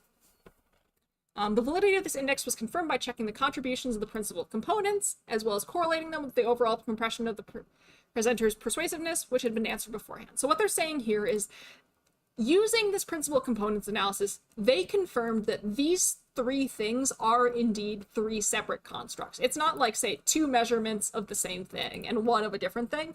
No, all three of these things are distinct things. You cannot combine them. If you combine them, you'd be losing information. So they confirmed that, and they also confirmed that all three of these things are measures of persuasiveness by confirming that they correlate with other measures of persuasiveness. So essentially they're just checking, is this a good measure? Does it make sense to use this measure as is? And the answer is yes. That's what this whole paragraph is saying. All right. Whew. In addition, the impressions respondents had of the video and presenter for the tapioca drink and the game app were obtained separately. So they had a different measure for each. Therefore, we can verify whether the impressions significantly differed by product category. And this is what I'm interested in, because they said VTubers are more persuasive for some things and less for others. And I'm wondering if it was that VTubers were more persuasive for the game than the boba. Because it makes sense, and they mentioned earlier, right, that VTubers cannot show themselves drinking the drink. They cannot visually have the drink in their hand and consume the drink on camera, with the camera capturing both the VTuber and the drink. That's not a thing that we currently have the technology for, or at least it's not widely available technology, right? So it makes sense that the VTuber might be less persuasive for the drink because you cannot see that they're actually drinking it. But VTubers are commonly known to play games, and VTubers are associated with games. So I imagine VTubers would be more persuasive for promoting a game than they would for the boba. VTubers can sell you an experience but not a product. Maybe that's possible. That's possible. I wonder. That's an interesting distinction. I don't know if they'll be able to test that here, but I think that's a really interesting way of looking at it, and that might be the case. Maybe that's the underlying thing here. I don't know. Anyway, using the cosine similarity measure. Cosine similarity is a linguistic measure. It's not a linguistic measure. I'm most familiar with it in the context of text analysis. So like if somebody writes a paragraph or writes a sentence, cosine similarity is kind of like doing a correlation between two sentences. Like, how similar are these sentences? Whether that's these sentences are talking about the same topic, or these sentences, or these, like, you can also use it for testing the emotion contained in a paragraph. So let's say I wanted to know how angry somebody is based on the YouTube comment they left. I can create a list of words that represent being very angry, and I can see how much that list of words correlates with the type of language being used in the YouTube comment. And higher numbers indicate that this comment is angrier because it's more similar to the list of angry words. Lower numbers indicate that this comment is not that angry because it's not that similar to the list of angry words. That's what cosine similarity is. You can think of it like a correlation. I'm familiar with it in context of text analysis. I'm not sure if they're doing it with something else here. Or they can sell you an experience better than a product. That could be. I don't know. That's an interesting thought. That's an empirical question, as my advisor would always say, which means we could test that. Okay.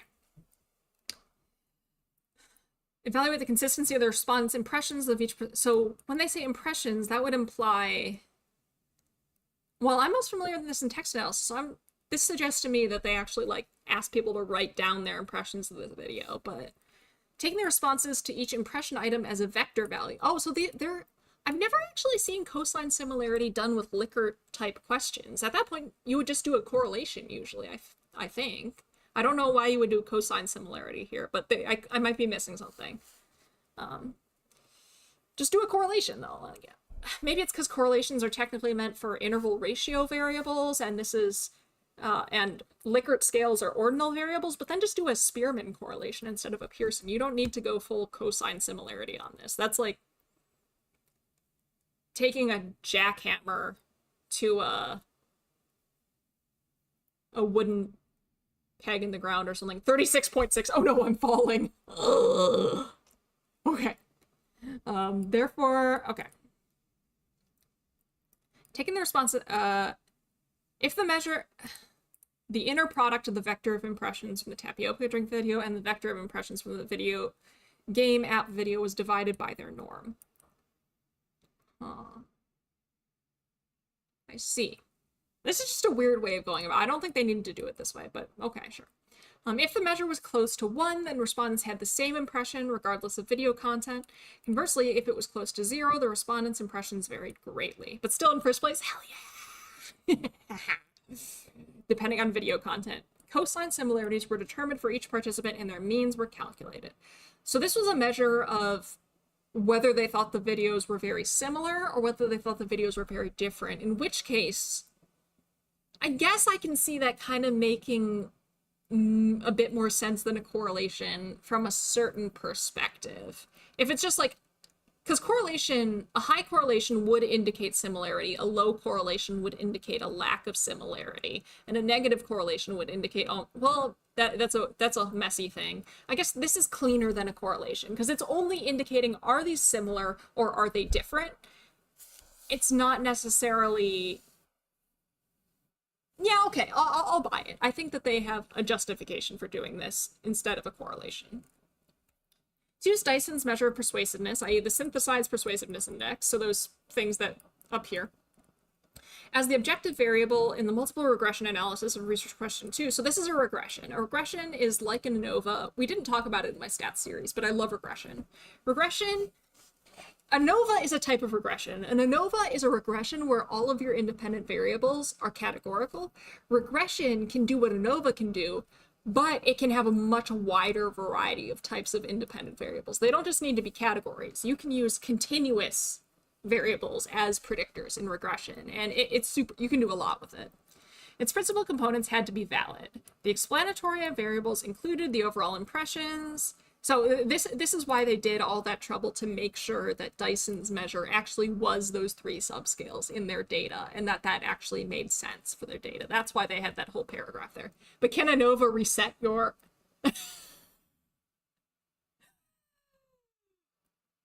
So if we have regressors, it'll reset your life. Yeah. If we have regressors, people who can die and then like go back to spawn or go back to a save point, like Subaru from ReZero or Yu Jung-hyuk from Omniscient Reader's Viewpoint. Do we have ANOVAs? And what would that look like? I feel like an ANOVA or a regression, you can die at any time and go back to your save point. But an ANOVA, you would have to die at specific points if you want to go back to your save point. There's no reincarnation in statistics. Hey there, Michael! Hello, welcome. We're reading a paper about whether VTubers or FleshTubers are more persuasive. Alright. The explanatory variable, so these are the predictor variables. These are things that they thought would predict differences in persuasion. The presenter's favorability, so how much people liked the person in the video, how trustworthy they thought that person was, how much eye contact they thought they were getting, how similar they felt with the presenter, how much they liked the video itself, how much they thought the video was complete, and how interested they were in the video, and whether a VTuber or YouTuber was featured in the video. Yeah. While watching ReZero, I struggled not to think about the car every time he said his name. Oh, that's fair. Yes, I know they are. I'm a simp. Ah. Also, 50.6% through by word. Does that include the reference section, or is that just overall? Oh gosh. How long is the stream going to be? Is this going to be a 4-hour stream? Because I'm actually going... I'm not going to have much internet for the next while. So I was hoping to get through all of this in one stream. Which is another reason I'm reading really fast. Oh, because I either get through all of this today, or I might not come back to it for like a month. Actually, I'm gonna go grab a drink real fast. Speaking of, because I don't have one right now.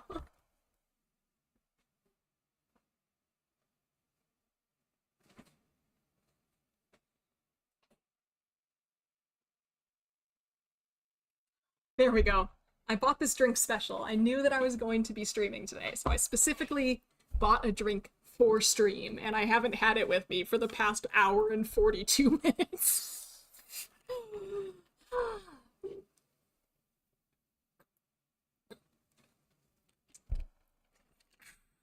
Okay. So now we're on the results section. So I only count up to the end of the conclusions. Oh my gosh, we're only just halfway through. Yeah, hydration time. Oh yeah, that's right. So part of the relevant to the paper is you cannot see VTubers drinking. So I'm going to show you what it looks like when I drink.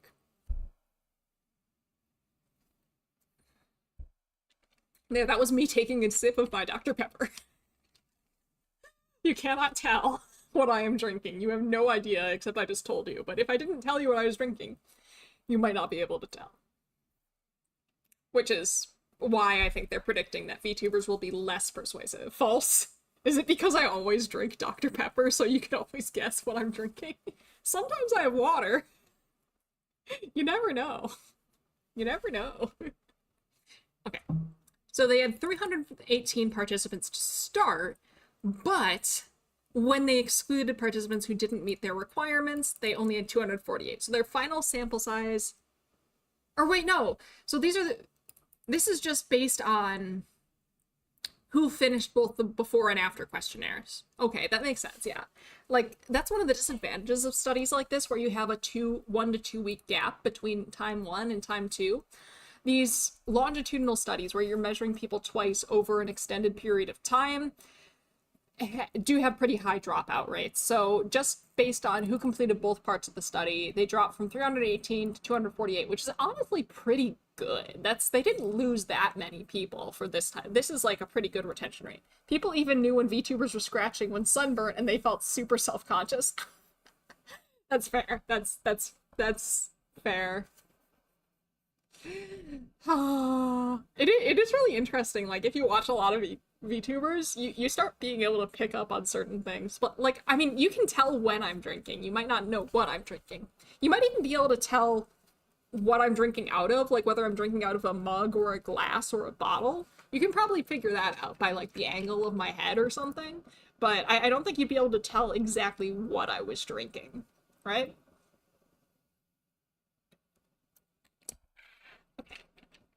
Funniest stick I've watched all. That does sound really funny, I'm not gonna lie. Okay. Following this, unserious respondents were excluded from the analysis. I wonder what they mean by unserious. Oh, well, specifically, we excluded those who responded to the post-questionnaire in less than 20 minutes. Oh, so these were people who were just speeding through it. They weren't giving it an appropriate amount of time. They weren't giving an appropriate amount of effort. They were probably providing bad data. And those who gave incorrect answers to simple questions, so those who failed the attention check, those who weren't paying attention to the video. No, but we can guess or ask. It's true. Yeah. In the end, their final sample size is 196. So they started out with 318 participants, and after people just dropping out of the study halfway through, or just, like, not paying attention or just speeding through it and not really trying. They ended up with a total of 196. Sometimes the VTuber will announce it themselves and we remember it. That's true. I'm guessing that's how they guessed the scratching for sunburn. The VTuber had to have mentioned either that they were in the sun a lot or that they had sunburn. That they had to have provided that information, or at least like mentioned that they had been out and about on like social media or something. Like they had to have some context to guess that, right? Like maybe you can guess if I'm scratching my arm, but you probably don't know why, right? Or like scratching my... Anyway. Affirmative, yeah. See? There you go. Okay. In addition, we check the consistency of the main evaluation measure of the study, Dyson's measure. Okay, so this is where they're reporting alpha. So the alpha for the scales in both conditions were above 0.7. 0.7 is another common threshold for alpha, like acceptable. Confirming the I wish they'd tell us the exact alpha though. Like I know it beats the threshold, but personally I'd like to know how much it beats the threshold by, because maybe it was like 0.71, which is like barely acceptable, or maybe it was like 0.89, which is pretty darn good, you know? Like I would like to know, but I'll live. Like, they're at the acceptable level, so that's fine. It doesn't really matter. Next, we discuss the results for each research, and also because they did the PCA, the principal components analysis, that's another way of it's more than you'd usually need for alpha, but like the fact that the PCA was consistent is an additional point in the favor of this scale being good. So I'm willing to accept them not giving me the exact alphas because the PCA agrees and because they surpass the threshold. I just like numbers, I guess. Anyway, next we discuss the results for each research question. So here's their first question. How do YouTubers and VTubers influence their persuasiveness and viewers' purchase decisions when promoting products using videos, and what are the differences between them? That's 2 questions, come on! That's what we call a double-barreled question. All right. First, we measure the effect of the product promotional videos on the respondents' willingness to purchase. So this was just, did we convince people? Participants were asked to rank several product groups, including those promoted in the videos, according to their willingness to purchase, both before and after watching the videos. So this allows them to check, did the ranking change? Because they have before and after. For each product, the change in ranking was calculated by subtracting the ranking before from the ranking after. We averaged the change in rankings for each participant and used ANOVA to compare the results of the VTubers and YouTube. What do they mean by average the change in ranking for each participant? Because there should only be one ranking change measure for the tapioca and one ranking are they not in... Okay, right. Hypothesis 1 doesn't actually care about which product, so they're just averaging together how much did rankings change overall across both the boba and the mobile game. Hey, Marlon. I feel like it would depend on what kind of product and the kind of audience. Yes. So they're going to do that in Hypothesis 2. They have 2 products they're testing. One of them is a tapioca drink, and the other one is a mobile game. And they've also measured things like, how familiar with VTubers are you? How familiar with YouTubers are you? How much do you like tapioca drinks? How much do you like mobile games? Like, they've accounted for some of that. Like, maybe a VTuber influencing customers to purchase video games by streaming that game. Yeah, in this case, they had exactly the same video for both conditions. The only thing that changed is that it's literally exactly the same video. It wasn't 2 separate takes. It was the same video. Just in the video, the flesh tuber was wearing motion capture software, so they were able to use the motion capture data from the video to impose a VTuber over the video, and some people saw the original version of the video and other people saw the version of the video with the VTuber over it. Same editing, same video, same everything in terms of play. If it's written like a sales pitch, my soul will leave my body, yeah. I wonder if they have a link to the actual videos they used. It'll be in Japanese. Their sample's Japanese, the researchers are Japanese, but I think I understand enough Japanese to sort of figure out the vibe. I don't know. I'd love to see the videos, though. They did have pictures, so, oh, I actually have the pictures up here. These are the pictures. The top, of course, is the flesh tuber version, and the bottom is the VTuber version.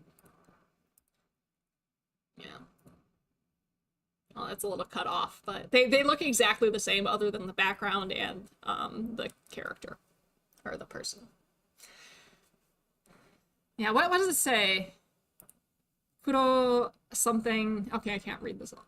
But that says tapioca latte. This is a tapioca latte. It's medium size, 650 yen. I can't read kanji. Something no kono ga deteru toki wa something ni uchi. Is it like trying to sell bubble tea or something? Yeah. The first product that they looked at was bubble tea. The second product was a mobile game.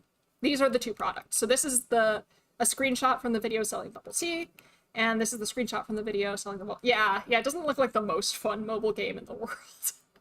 They might have actually had to create a mobile game specifically for this study so that participants didn't come in with a pre-existing association, and they probably blew the budget on all the other stuff they did, which was hiring professionals who do YouTube and VTuber editing to do the editing, hiring a professional anime artist to design the VTuber model. They like getting this expensive mocap equipment. They probably blew the budget on all of that and then might not have had the money to make a nicer looking mobile game. Like, they went hardcore. All right. Okay. For each product, the change in... right. Okay, so pre was subtracted from post. So if they ranked it higher, let's say I ranked the tapioca drink at 1 and then it falls to 3. Pre minus post, that would be negative. The ranking went down. Positive if the ranking went up. I think, to be honest, bubble tea itself is already convincing me nobody needs to speak for it. I'm probably just hungry though, right? I would love some bubble tea. I've gone to a bubble tea place 2 or 3 times this week alone. Like, usually I don't go that much, but I've just been really craving boba lately. I can't lie. But they can control for that. They did, well, not cravings, but they did pre-test how much people liked bubble tea. Okay, we averaged the change in rankings for each right. Although the mean was higher for YouTubers, we found no significant differences in variations in rankings. So the mean was higher for FleshTubers than VTubers. I'm guessing, oh yeah, median plus or minus. Oh, so they're using the median. That's interesting. I wonder if it was a skewed distribution so the mean didn't make sense here. Or maybe it's because ranking is an ordinal variable and you're supposed to use median for an ordinal variable, but usually people just use the mean anyway. I'm so unused to seeing people using the appropriate measure of central tendency for ordinal variables that this caught me off guard. I was like, that's suspicious. Then I was like, wait, no, that's what you're actually supposed to do. Though it is weird to use the median with the standard deviation because you have to calculate the mean to calculate the standard deviation. I don't know. But yeah, so it looks like, oh wow, that's a very small F value. Wait, why is that 0? That doesn't make sense. The lowest this should possibly be is 1. I'm confused. Shoketh, yeah. The lowest possible value for the between treatments degrees of freedom for an ANOVA is 1. Why is this 0? That doesn't make sense to me. Were they doing like a, they just said that they were doing a normal factorial ANOVA. Also, you're only comparing 2 conditions, so why are you doing an ANOVA and not a... I'm a little confused. Like, their methods so far and their statistical choices so far have made enough sense that I'm willing to say that there's probably a reason for this that I'm just not aware of. Like, they've earned my trust at this point. They've earned my trust, but I am confused. But this is an incredibly low F value. And yeah. I'm actually surprised that p-value isn't higher with an F value that low. Maybe it's because of this 0 here. That's so weird. I don't know what's going on here. And I'm just generally confused by this analysis, but like I said, they've earned my trust, so I'm willing to put that aside for now. Then we analyzed, I think they were also confused, it's possible. Then we analyzed the differences by product category. So now they're including whether, so this was just like, were people persuaded depending on the video? And this is including, okay, did it depend what type of product they were? And why did this go to, because this should be, so this is a 2x2 ANOVA. The first independent variable is VTuber versus FleshTuber with 2 levels, and the second is Tapioca versus mobile game with 2 levels. So this is a 2x2 ANOVA, which means that this number should be 3. Because it's the number of groups minus 1, and they have 4 groups, which is all the combinations of their two independent variables. So this should be 3. This number should be 3. I'm very confused about what they're doing here. Something is not... This is strange. This is not how ANOVAs typically work unless they're doing something I've never heard of. This doesn't make sense to me. That's kind of worrying. Anyway. Oh man, I was really enjoying this paper. Sure, I want to believe. I want to believe that I'm missing something, that like they did something special with this ANOVA that I'm not aware of, but right now this is looking like maybe these are the main effects and that's why it's 1. But where's the... No, but they're reporting the interaction with also only 1, because the main effect should have a 1 here, but the interaction should have a 3 here.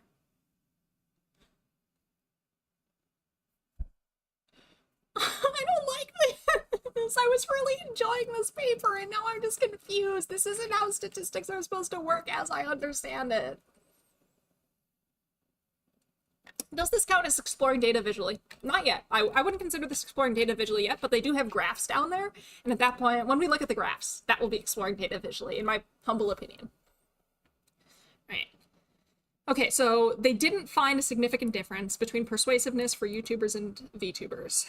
I do find it... Wait, why are they saying the mean was higher and then reporting the median? Why did they say the mean was higher and then report the median? Okay, I can't explain that away with them doing something that I don't know what they're doing. This is just... I think the person who designed this study, the people that designed this study were incredible. I'm starting to really doubt the people who analyzed the data for this study, which is not a great position to... Okay, because in my next class I'm studying again. Oh, I love exploring visual data. I love graphs. I'm a huge fan of graphs. We need more graphs in this world. So, on an app? Ooh, that's exciting. Okay, sorry, I need to keep going. I gotta keep my words per minute up. Then we analyze the differences by product category. As shown in Table 1 and Figure 2, the participants' rankings of the tapioca drinks and game apps were analyzed by ANOVA to measure the differences between VTuber and YouTuber groups before and after viewing. So, 2 independent variables. First independent variable between subjects, who the presenter was it a VTuber or FleshTuber? Second independent variable within subjects, was this measurement taken before or after? For the tapioca drinks, the results showed a main effect for pre and post ranking with a significant increase in purchase intent ranking. So people were more likely to buy it after than they were before.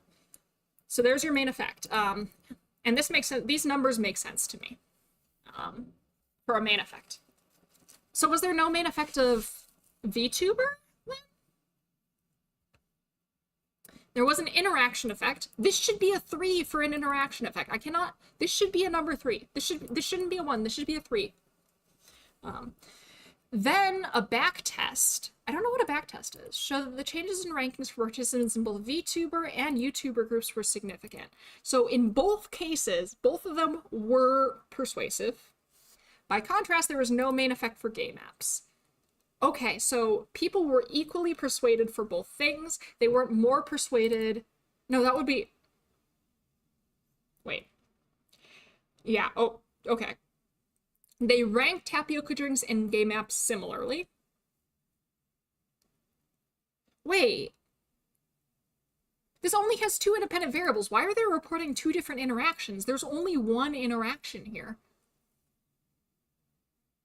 They're doing something that I don't understand. And maybe that's why the numbers aren't matching up with my understanding of ANOVA. They're doing something that's different from a standard ANOVA. But then they just said they were doing a standard ANOVA instead of... Is there like a cultural difference in the types of ANOVAs used between Japan and like other because this is not... If you only have 2 independent variables, there's only 1 possible interaction. How are you getting 2 different interaction terms? That doesn't make sense. A back test, and I've never heard of a back test, demonstrated that participants in the YouTuber group experienced more changes in rankings compared to those in the VTuber group. This would be the interaction. Wait, did they swap the order of the Are they testing the interaction from both directions? Like times influence on presenter and then presenter's influence on time. So they're just testing the same interaction twice, which would explain why these F values are so gosh darn similar and the P values are so similar for both interactions, because they're actually testing the same interaction twice. No, wait. They're doing something weird. Or at least not something that I'm not used to. Okay, let's look at table 1. So here's their ranking before, median and standard deviation. There's their ranking after for tapioca drinks. And oh no, this is a 3-way interaction.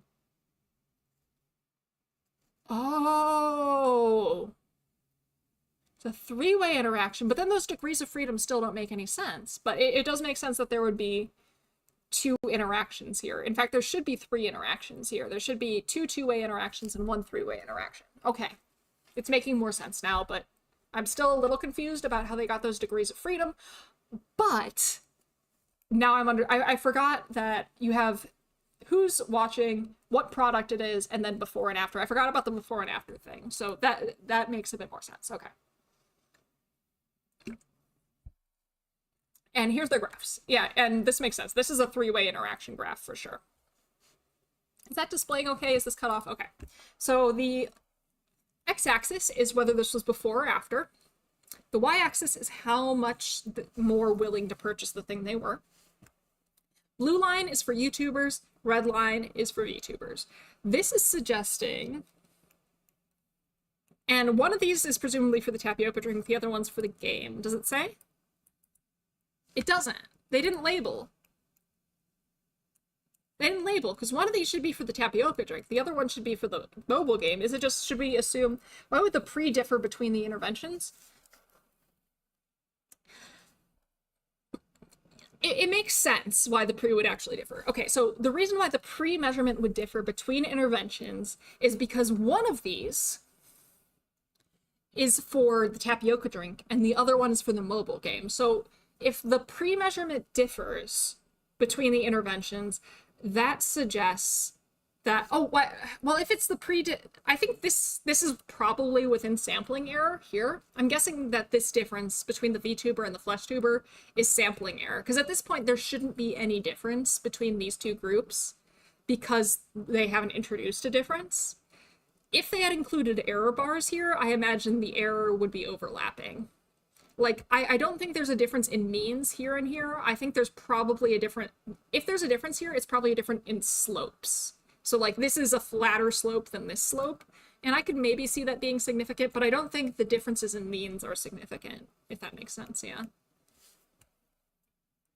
So there's more going on for one thing than there is for the other, and this is not the best labeled graph I've ever seen, which is frustrating, but I guess we're gonna have to rely on the text to tell us what we're seeing. In terms of persuasion details, the respondents were asked about their impressions of the promotion in the video they watched, the content of the the detailed data persuasiveness rating is shown in table 2. The ANOVA revealed that VTubers sounded more conservative in their message than YouTubers. So it seemed like people perceive VTubers as not being as confident, or like they were being more cautious with their messaging than YouTubers. Which is interesting because, of course, this is exactly the same audio. Maybe it's because the VTubers had a more restricted range of emotional expression than the YouTuber, or the FleshTuber version. So, like, that might have been based on just visual cues. Additionally, we found that the YouTubers' messages were supported more than that of VTubers. Scientifically verified that game sucks. Well, I don't actually know which one of these is the game and which is the tapioca drink. I'm just guessing the one on the right is the game and the one on the left is the tapioca drink, because I feel like that's how they've traditionally been presenting this, but I don't have any confirmation of that because these aren't labeled. They're not labeled. They're in the note, figure 2, doesn't tell me. Does it say in text? Well, that is true, actually. VTubers are more entertainers than sales representatives, with some exceptions. Yeah, but YouTubers, the same is true of FleshTubers, you know? I would argue that it's rough. I mean, I would argue that VTubers are less seen doing sponsorships than FleshTubers. Marlon's right. This is a Frontiers moment. And yeah, Marlon is aware. This is published in Frontiers. Frontiers has an interesting reputation as a journal. Yeah, I would argue that the only reason we don't see as many sponsorships for VTubers as we do for FleshTubers is because VTubers are still kind of niche. I'm used to cartoons having overemphasized expressions, so I'd read a cartoon that looks exactly like a regular person as more stoic. Yeah, I would do the same. Like it, especially if the person that they were filming isn't actually a VTuber.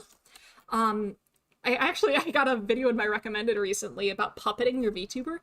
I mentioned this earlier, but you actually really have to, for the face tracking to properly get the full range of expressions on your VTuber, first you have to set it up that way. You have to set the sensitivity of your tracking to capture the full range that your model can do. And then you actually have to like exaggerate your facial expressions and move around a lot more in a very animated way more than you normally would when you're talking, when you're piloting a VTuber model. And that could have been a problem in this one too, because they're using exactly the same take for both the VTuber and the FleshTuber. And if a FleshTuber is behaving in such an exaggerated way so that the VTuber's tracking is moving in a certain way, you know, and moving in an expressive way, that FleshTuber is going to look real weird, but the VTuber will look fairly normal. It's a weird, interesting problem. I've noticed that they are better at promoting in sub and bell on YouTube than their merch, probably because all the sub bell plug is everywhere on YouTube. Yeah, YouTube even has that thing now where if you say like and subscribe, the like and subscribe button below the video lights up, all that. Wild. I should keep going though. I don't want to. My words per minute is suffering. I can feel it. The ANOVA revealed that VTubers sounded more okay. Additionally, we found that YouTubers' messages were supported more than... What do they mean supported? And YouTube presenter speech did not seem like it was longer than that of the VTubers. That's a weird way to put it. So the videos felt the same length, which makes sense because they were. We then synthesized indicators of persuasiveness to ascertain, so they averaged them together. They created a omnibus measure of persuasiveness. You're doing great though. Keep at it. Thank you. Indicators of persuasiveness to ascertain and identify the differences in persuasiveness between the VTuber and FleshTuber groups and to serve as one objective variable in the multiple regression analysis. So they're creating a new variable. That's just overall persuasiveness. We combine this response impressions of multiple items, so this is 32 different questions in 3 categories, and these are the categories from that persuasion scale they've been using, into a single index, so they combined all of their persuasion questions into a single number. Specifically, a principal component analysis was conducted to synthesize the impressions held... Oh, this is the PCA they mentioned before. And the contribution of the first principal component, the synthesized index, was 0.833. So 33.8. Oh no, I'm falling. Okay, it looks like these 3 things might not actually necessarily be 3 separate constructs, because if you combine them all, they're all very highly related to each other. There's not like a separate... Yeah. Meanwhile, the contribution of the second principal component was only 0.053. So the possible total is 1. So 83% of the variance here can just be explained by persuasiveness overall. This number is up from before I had to get dinner, at least. That's good. It was higher for a bit. It's gone down. Meanwhile, the contribution... Okay, so basically, no, I have been dethroned. I gotta try harder. Basically, they're saying we can justify combining all these different persuasiveness measures into a single item. That's what they're saying. We don't need to keep them separate. We can combine them into one measure, and we're not really losing much information at all. Okay. So here's their next table. Ah! Sorry. Okay. So these are their comparisons. I will note that they are not correcting for multiple comparisons that I can see, which is concerning because this is a lot of different comparisons. Most of them were not significant. I would not consider this significant because that isn't less than 0.05. So anything with 1 or 2 asterisks would be considered significant. Nothing here is significant at the less than 0.001. Do they have a note here? Data? Yeah, they don't talk about correcting for multiple comparisons. The more statistical tests you do, the more likely that you'll get a false positive, which is why they should have done something, because they're doing a lot of stats tests here. So there's there's an unacceptably high likelihood that some of these differences are not real differences. They're just flukes. They're false alarms. But I don't see any indication that they did anything to prevent that, which is concerning. I'm only going to pay attention to the ones that are significant at alpha 0.05. By the way, this isn't APA style. APA style says, well, first off, the table is an APA style and formatting, but also they should be reporting all the p-values, whether it's significant or not. Anyway, so this almost feels like phishing because they're only reporting in text the significant comparisons, but they did a lot of different comparisons, but I guess they're reporting it in a table, so that's nice at least. But there's no perceived difference in effectiveness of product promotion for these two.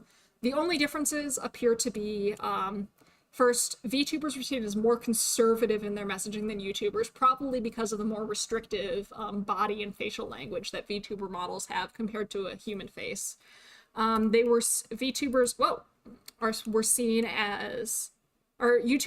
as more supported, or the message was more supported by YouTubers than VTubers. But there's no difference in how convincing or unconvincing the message was. That one I'm not considering significant because it's not below the alpha, nor that one. And then here's the one. It looks like the message was perceived as a bit shorter when a YouTuber was presenting it than when a VTuber presented it, which is weird. I mean, it's the same video, but that's interesting. I guess maybe if these... I wonder if you controlled for how familiar they are with VTubers, if that would go away. Because unfamiliar, at least in my experience, like when you're taking a walk, unfamiliar routes feel longer, and the more familiar you get with them, it feels shorter. So maybe watching VTuber videos, if you're unfamiliar with them, makes the video feel longer. I don't know. It's just pure speculation here. Okay. And here's the results of their principal component analysis. So here are the 3 separate subscales from their persuasiveness scale, how effective the promotion was, how the perception of the message, and the perception towards the presenter. And they found 2 factors here: how persuasive the message was and the impression of the personality of the presenter. The overall answers to this question were very, very much due to persuasiveness. The perception of the personality of the presenter had almost no influence at all. So it seems like the responses on this scale were driven almost entirely by persuasiveness, which I mean is a good thing because that's what the scale's supposed to measure, but it's kind of sad that like the scale has these 3 different aspects of persuasiveness it's trying to measure, but it doesn't seem like those are actually as separate as they don't actually seem all that separate based on this. They seem like they're all kind of getting at the same thing, which is just persuasiveness. Meanwhile, by considering each item for each video as a vector, so this is their cosine similarity thing, we could calculate how close it is, or how similar the impressions formed based on. So basically, were people forming similar impressions from the 2 different product videos? Or did they think the 2 different product videos gave different impressions? The cosine similarity was calculated by, for each participant. It was possible to determine whether each vector group of impressions perceived in the tapioca drinks video matches each vector group. So yeah, they're just saying, did people view these videos similarly, or did they have different impressions of these videos? That's just, they're using statistics to determine if people thought these videos were similar or different. That's all. There was a difference between YouTuber and VTuber groups in consistency of their impressions across the 2 promotional videos. People who watched the YouTuber group thought the 2 videos were fairly similar to one another, regardless of the product. But the VTuber group, the videos felt a bit different depending on the product. The perceptions about the message and presenters showed no differences in consistency. So specifically,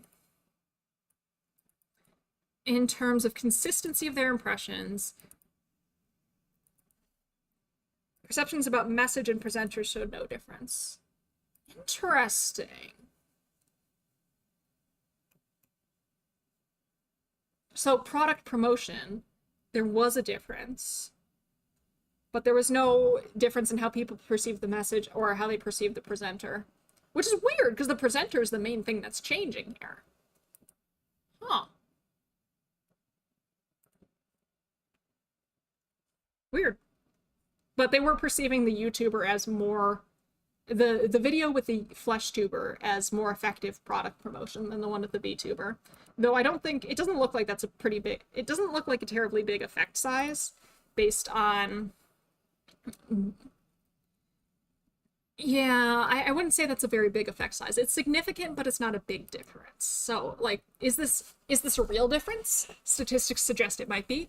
Is this a difference that you would actually say take into account when you're deciding whether you want a VTuber or a flesh tuber to promote your product? It's probably not so big that it should affect your opinion in that way.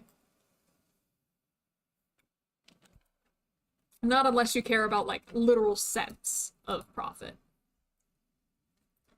I guess it depends on how big your business is. Anyway, like if you have a huge business, even a tiny effect could make a big difference. If you have a very small business, a tiny effect probably isn't going to make much of a difference. So for small businesses, it probably doesn't matter what you use. For big businesses, it might. That might make sense. VTube content consumers might have a knack for details since they need to perceive micro reactions from a digital reaction. Maybe, maybe. On the other hand, VTubers are weird. Because, like, you know, we don't have as much, like, we have to try very hard to get a lot of expressions from our models, because models are stiffer than the human face. But we also have the option of doing things like this, you know? Like, I can do set expressions that cause much bigger differences to my face than normal facial expressions would cause to a human face, you know? So it's complicated, you know? I don't know. But yeah, that takes a lot more effort, so VTubers don't do that nearly as much, because it's, you know, if you're a flesh tuber, you can just, like, change your expression on your face, and that's fine. For a VTuber, you probably have, like, a hotkey you need to press, and you need to remember to press it, and you need to remember which one. Yeah, yeah. You could express deeper emotions with flesh tubers, like dorsalessness. Dorsalessness? Is that, like, lacking a dorsal fin? What does that mean? What is dorsal? I've never heard of this emotion. I'm so curious. Do I not experience it because I'm a VTuber? What is dorsalessness? Thalassin plus. If I make a VTuber model, I'm going to have so many hotkey expressions. It's hard to keep track of them all, though. That's the trick. It's very difficult to keep track of all the of all the hotkeys you have. That's the trick. But they are fun. You'll persevere. I believe in you. Okay.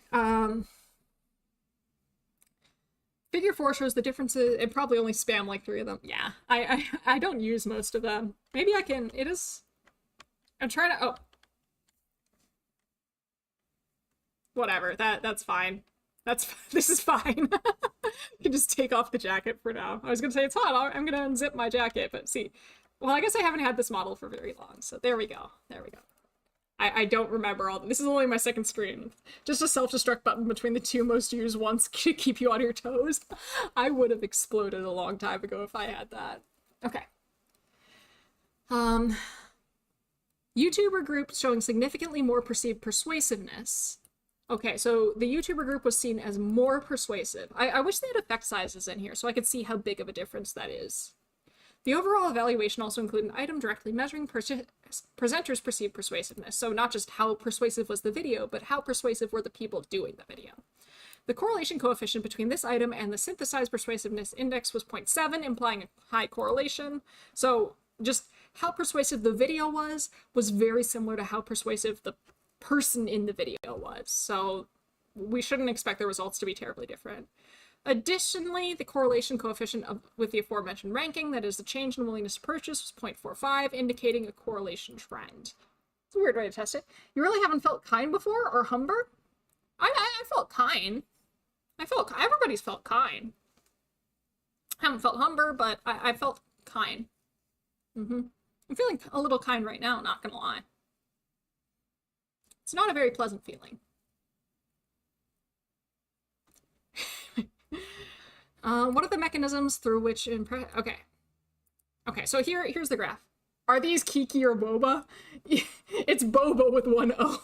I think. Yeah, I was thinking, like, I was reading that, I was like, kind feels very Kiki. I haven't seen any of these emotions that feel Boba.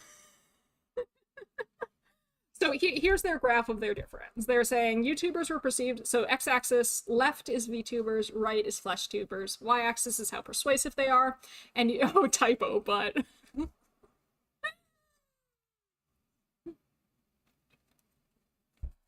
YouTubers were overall perceived as more persuasive than VTubers, is what they're showing here. What are the mechanisms through which so why? So there is a difference in persuasiveness. FleshTubers were perceived as more persuasive than VTubers, and our next question is why? With the synthesized persuasive index as the objective variable, so I'm guessing this means outcome or dependent variable. So persuasion's their dependent variable. We conducted multiple regression analysis using the following explanatory variables. So these are their predictors, they're independent variables. The overall impressions, so how favorable their attitude towards the person in the video was, how much they thought they could trust that person, how much eye contact they thought that person was making, how similar they felt to the person in the video, how much they liked the video, how complete the video felt, and how interesting the video was. That's a lot of predictor variables, and whether the presenter was a VTuber or a YouTuber. So all of these things here, these are continuous predictors. They're on some sort of scale. I think most of these are on a scale of 1 to 7, if I remember right from the methods. And then they have one categorical variable, which is just, was this a VTuber or a FleshTuber in the video? The results of the multiple regression analysis revealed that persuasiveness was explained by participants' favorability towards the presenter, closeness with the presenter, trustworthiness, completeness of the video, and presenter type. So here is our video. Here's persuasiveness. It looks like the more favorable they thought the presenter was, the more persuaded they were. So the more favorable they felt about the presenter, I mean, the more they were persuaded, which makes sense. The more they liked the presenter, the more they were willing to believe the presenter. The more similar they felt to the presenter, the more persuaded they were, which this is also consistent with past psychological research on persuasion. We tend to be more convinced by people we view as relatable. The more trustworthy they thought the presenter was, the more convinced they were. That also makes sense. If you trust somebody, they're going to have an easier time persuading you. And the more complete they thought the video was, maybe they saw it as an indication of how professional the video was, the more persuaded they were. And then VTuber or YouTuber, we're going to have to check exactly how they coded that variable, but this is the same data, so I'm going to say that they probably coded VTuber as 0 and YouTuber as 1, meaning the YouTuber was seen as more persuasive. But what I'd like to see is the interactions here. That's the interesting bit. That's the part in which we get to why is there a difference here? Is it that maybe people trusted the FleshTuber more than the YouTuber, or they felt more favorable towards the FleshTuber than the YouTuber? Like, the why is in how these things come together to predict persuasiveness, how they interact. Particularly influential is the favorability of the video creator, how much they liked it. So that was the biggest, if we look at these coefficients, the two biggest influences on how much people were persuaded was how much they liked the presenter and whether the presenter was a VTuber or a YouTuber. The single biggest one was how much they liked or how favorable their attitude towards the presenter was. Second biggest was whether it was a VTuber or YouTuber, and then like these other three things, they are influencing persuasiveness, but they're not having quite as big of an impact. They're only having impacts about 1/2 to 2/3 the size of these two main things. But I do want to say, by the way, all of these are in the same regression, so like this is the effect of, say, FleshTuber versus VTuber controlling for all these other things.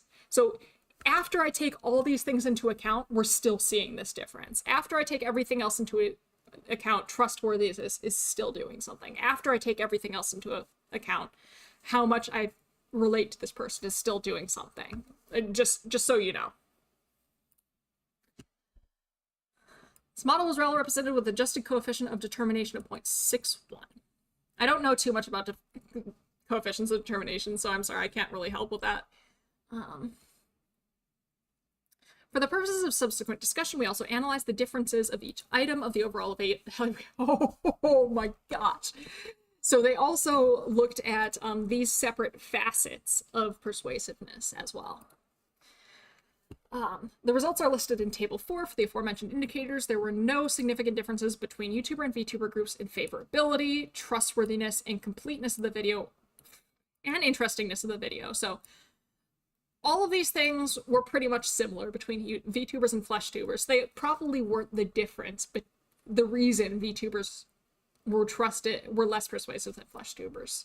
Meanwhile, the presenter's eye contact and closeness with presenter were significantly higher among respondents in the YouTuber group than the VTuber group. So they haven't statistically tested it yet, and based on the fact that I see discussion here, they probably won't actually do the statistical test.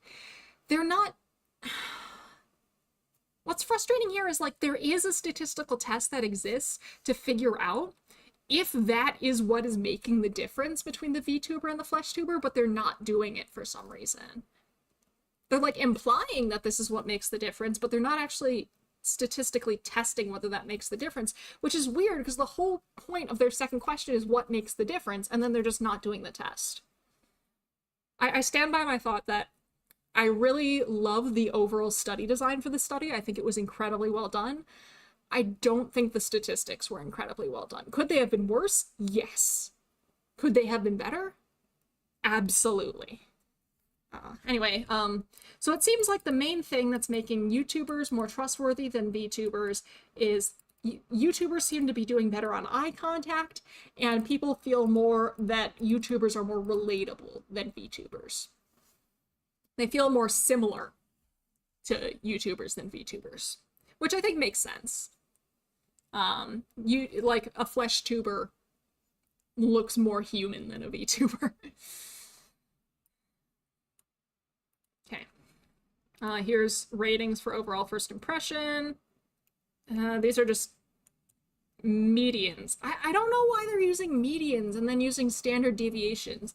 Standard deviations are designed for use with means. With medians, I think it's supposed to be interquartile range. Like, these are not two statistics that you would typically use together. And then in text, they say they're using means, but in the table, they say they're using medians. And that has been consistent throughout the paper. I just think, like, the people who were designing this study did a great job. I think the person who was in charge of analyzing the data and communicating those statistics was not... Like, I've seen far worse than this. Don't get me... I've seen far, far worse than this, but I've seen better. Like, and I think, not to brag, but I don't want to say I could do better, even though I think that, but, like, I don't know. Just a lot of the stuff in the statistical bits of this isn't adding up, but the research design itself, impeccable. Chef's kiss. Wait, I thought they said that Frontiers moment. Yeah, I wish more journals were open access. I really do. And this is the only VTuber paper I could find in all of Frontiers, by the way. This is the only one. But it sounded really interesting, so I definitely wanted to check it out. See, what confuses me is that in the abstract, they suggested that the context and the type of product being sold mattered, and they set that up in the introduction, and then they never test it, even though they have the data to do it. Do you think they're open data? If they share their data set, I would love to analyze it. Anyway, discussion. First, referring to Ogawa's 2009 study on product promotion by robots, we conducted an experiment. So this is a conceptual replication. They're replicating, it seems like they're replicating Ogawa et al. 2009, but using VTubers instead of robots, or doing something similar. It's inspired by that. We conducted an experiment to examine the changes in purchase decisions. We found a main effect for changes in willingness to purchase tapioca drinks. Oh, that was the context, right. They found a difference for tapioca drinks. We also identified an interaction effect, significant change in ranking for both viewers, VTubers and YouTubers. In contrast, there's no main effect for the game app. However, there was an interaction effect where the YouTuber group reporting significantly greater fluctuations in ranking than the VTuber group. So VTubers are more... So, okay. Finally, they're saying this, because it was not clear from the actual results section or the graph. Tapioca, for the tapioca drink, YouTubers were consistently more persuasive than VTubers, or FleshTubers. So, and this makes sense given their reasoning. FleshTubers who could actually show themselves drinking the drink were more persuasive in selling a drink. However, they did not find that FleshTubers were more convincing for the mobile game. It seems like VTubers were more consistently persuasive for the mobile game. The FleshTuber was more divisive. Some people were very convinced by the mobile game for the FleshTuber.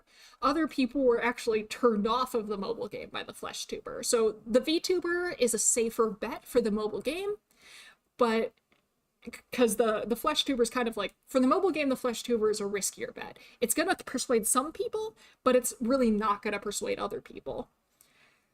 But for the tapioca drink, you should always pick the flesh tuber. For the tapioca drink, based on the effect alone, we don't know the effect size. For the tapioca drink, the flesh tuber is more convincing. For the game, the VTuber is more consistently convincing and the safer bet. The flesh tuber has different effects depending for some people than other people. For some people, the flesh tuber is really convincing. For other people, the flesh tuber is not convincing at all. So I guess the conclusion here is, assuming that this is a big effect, for the drink, hire a flesh tuber. For the app, it might be better for the overall performance of the promotion to hire the VTuber. When the averages of the tapioca drink and video games are compared, the average for YouTubers is higher. So the overall persuasiveness is higher for YouTubers. However, the results of the change in ranking for tapioca drinks is greater for VTubers than for YouTubers. So this is an interaction. Overall, overall flesh tubers were more persuasive, but VTubers were more persuasive for the tapioca drink. Or no, wait, for the game, sorry. Wait, the result of changes in ranking is greater for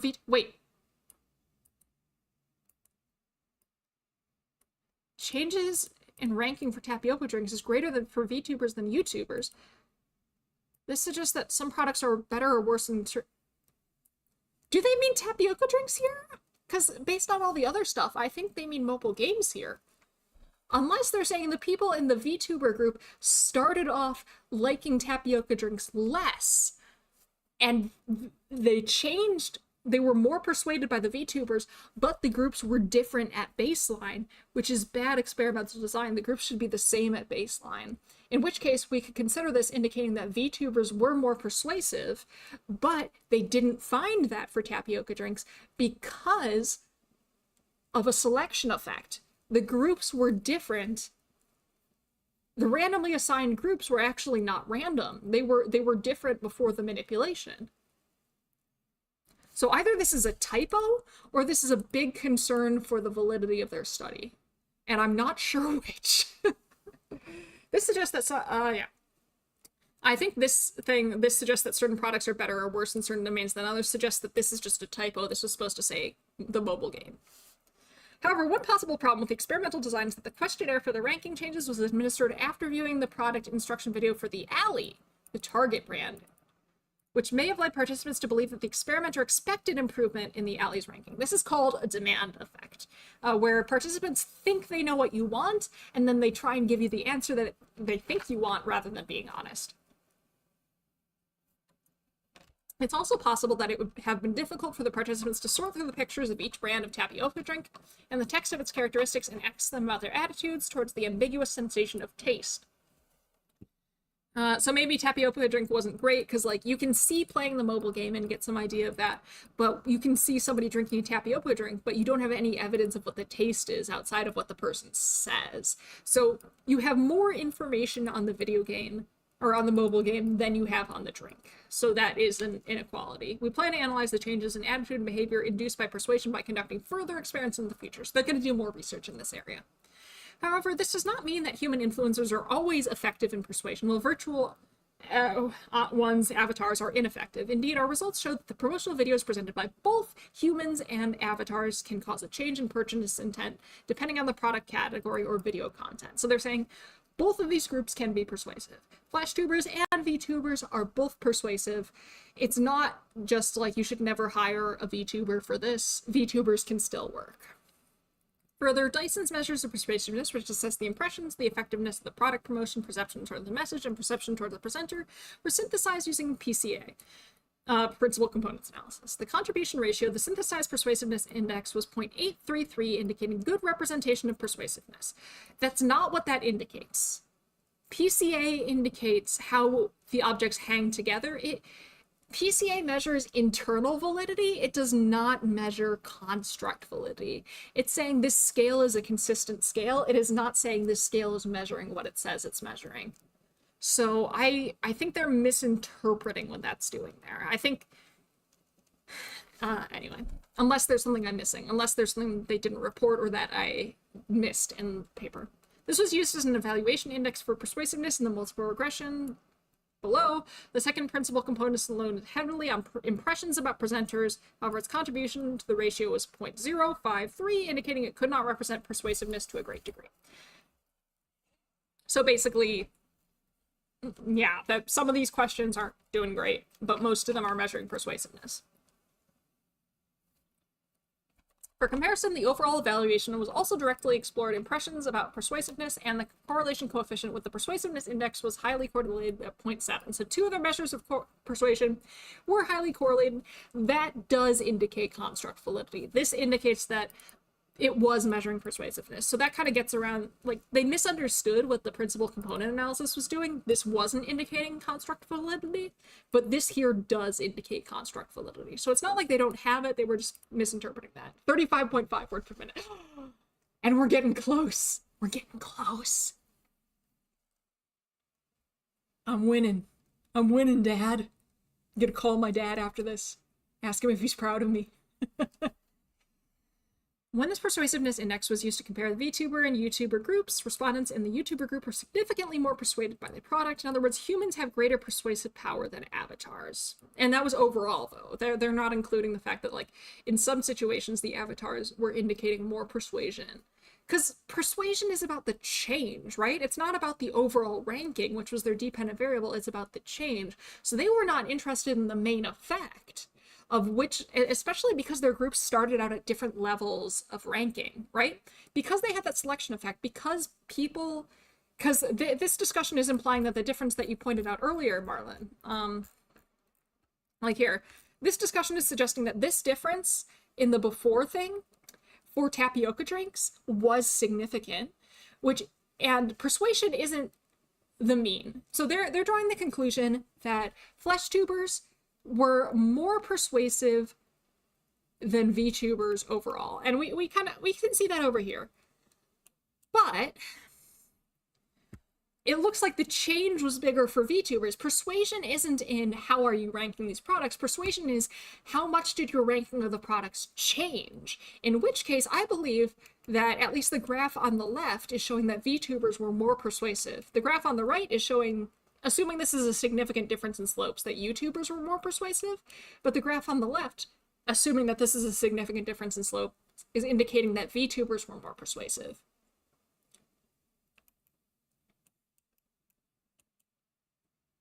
Huh.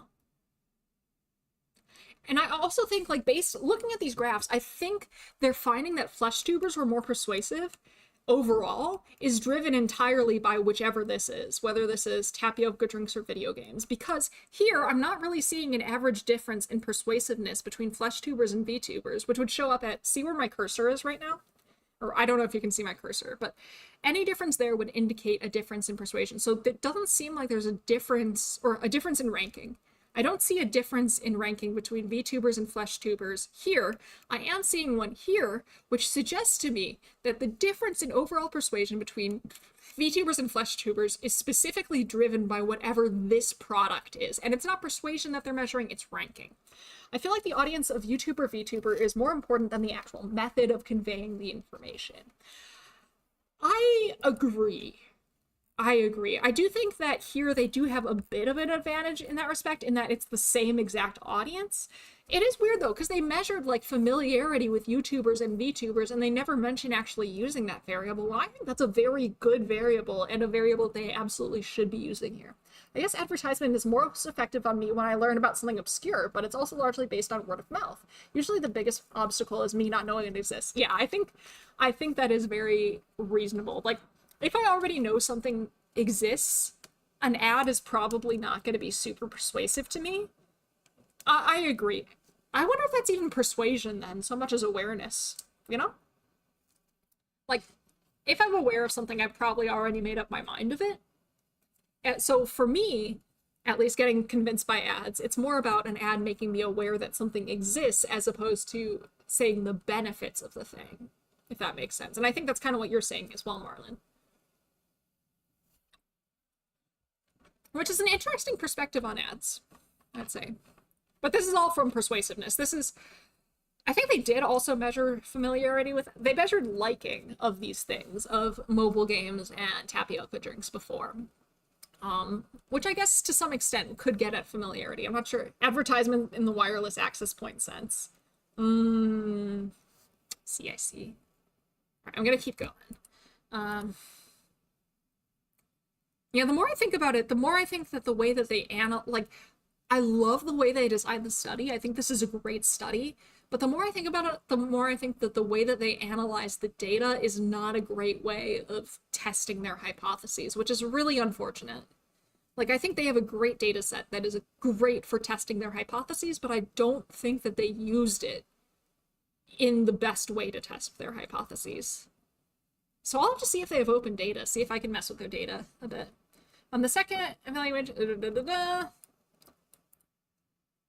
okay, because it's not about the main effect. The main effect is just a mean. Who on average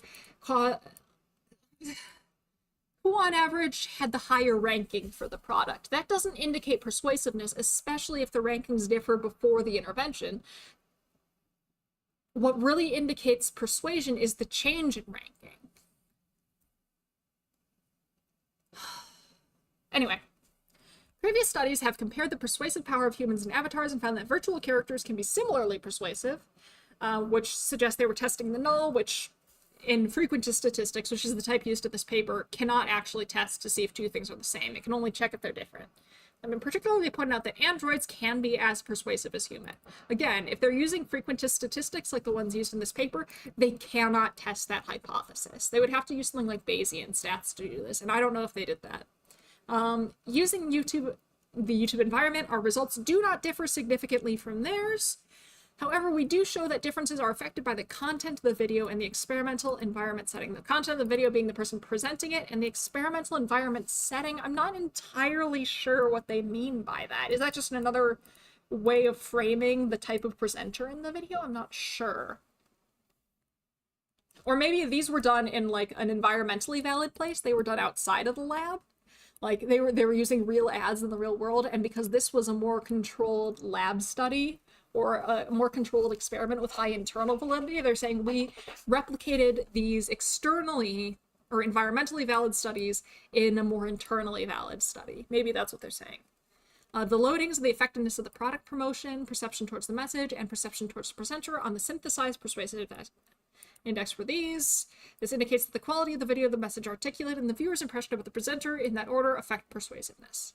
In addition, we use cosine similarity to estimate consistency of impressions of videos. I still don't get why they use cosine similarity for this. Correlations probably would have been fine, but I think I can kind of see the argument. Most cosine similarities were close to 1, which would indicate that these things are very similar. 1 would be these things are very similar, 0 would be these things are very different, indicating that the impressions formed based on the two videos was very similar. Thus, the average of the tapioca drinks and game apps could be used to create a measure of persuasiveness. They say average, but in the table they report median, or at least they say they're reporting median. My head hurts. However, there were differences in the consistency of impressions about the promotion videos, with the VTuber group experiencing less consistency in the impressions about the two video promotion. Didn't they just say it was flesh tubers experiencing less consistency in reactions to the...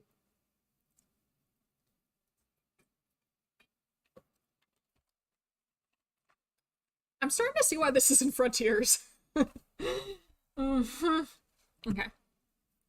I feel like they started out really strong. The introduction section, the method section, the abstract, really strong. But ever since the results section started, it's been kind of like my impression of the paper has just been... I'm becoming less and less convinced, I should say. Or maybe less convinced isn't the right word, maybe more confused. It was making a lot of sense for a long time there, and then it just stopped making quite as much sense in the results section, and the discussion is not making a lot of sense either. It is possible that the impression of a conservative explanation was helpful in introducing the tapioca drink, while the impression of a well-explained and reasoned explanation was helpful introducing the game. So VTubers were seen as being more conservative, or careful about what they were saying, and maybe more reticent, not saying as much, maybe because of the limited body language. And that was helpful in the context of the drink, but didn't help as well in the context of the game. I feel like a lot of what they're saying is inconsistent across this. Because I know earlier they said VTubers were seen as more conservative, but then I thought that they said that VTubers were less effective at the, I don't know. If they only had some kind of video motion capture animated virtual model to persuade you of the merits of this paper. I know, right? Unfortunately, you have me. I am the motion capture animated virtual model that's talking about the paper, and I can't persuade myself. Or I guess I can't. I'm persuading myself, just not in the direction I think the authors might have hoped. For the first part of the paper, I absolutely was persuading myself in the merits of the paper, and then the second half, I'm almost kind of persuading myself against it, which is unfortunate. I think they really had something here. I think they really did the wind-up very, very well. Like, incredibly well. It's just the follow-through that is suffering. One possible reason is the fact that the respondents experienced less informative facial expression from the avatar compared to that of the human presenter. Yeah, this is kind of what we were guessing. VTubers require a lot of puppeting, a lot of, like, exaggeration and stuff like that to get the same sort of level of expressiveness of just a flesh tuber. They had us in the first half, not gonna lie. Exactly. Maybe I should change the title of the VOD to that. They had us in the first half, not gonna lie. Because that's how I'm feeling right now. It really does feel like the person who wrote the introduction and the methods and designed the study is a different person than did the results section. And the discussion just seems really confused, and I don't know if that's because it was the same person who did the results, or if it's just somebody different who was trying to square the results, which is very confusing with the introduction. I don't know. Okay. Research question 2. In this study, the persuasiveness structural model and the underlying mechanisms were examined through multiple regression analysis using 7 items as explanatory variables. The overall impressions, the presenter's favorability, blah, blah, blah, blah, blah, and the presenter's appearance. Flesh tuber or VTuber. Indeed, the objective... Indeed! I don't know why that cracks me up. Just, indeed! It delights me. It sparks joy. The objective variable was an index of persuasiveness. Objective variable is their way of saying dependent or outcome variable, I think, that had been examined using a principal component analysis and other methods, and so they're just saying this was just their signal measure of persuasion. That it's a composite measure combined with a bunch of... Indeed is a very fun thing to say. I highly enjoy it.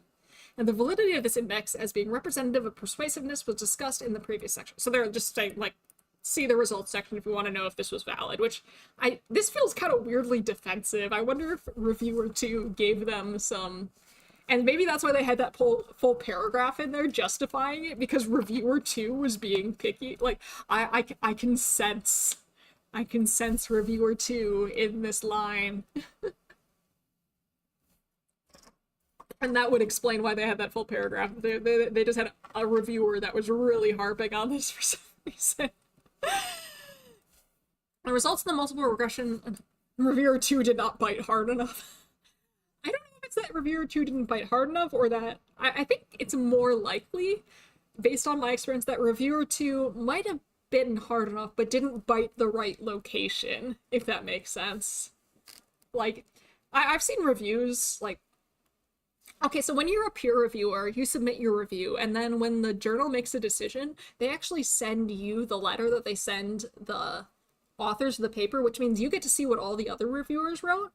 And I have seen multiple cases, yeah, there are lots of spots to nip. I've seen multiple cases where, like, one of the other reviewers just, like, completely missed the point. I don't want to say missed the point, but, like, missed the major flaws in the paper or the major areas of concern and just went off on, like, a tangent of something that, like, really mattered to them, but I don't think actually mattered for all that much for the overall validity. Like, there were bigger problems, but one reviewer just went off, like, chasing, like, some weird small niche thing, and I get the sense that that's kind of what happened with one of these reviewers. Or maybe the persuasiveness thing was really egregiously bad in an earlier draft, but, like, the reviewer got so narrowed in on the validity of their persuasiveness measures and that they missed out on a lot of the other problems.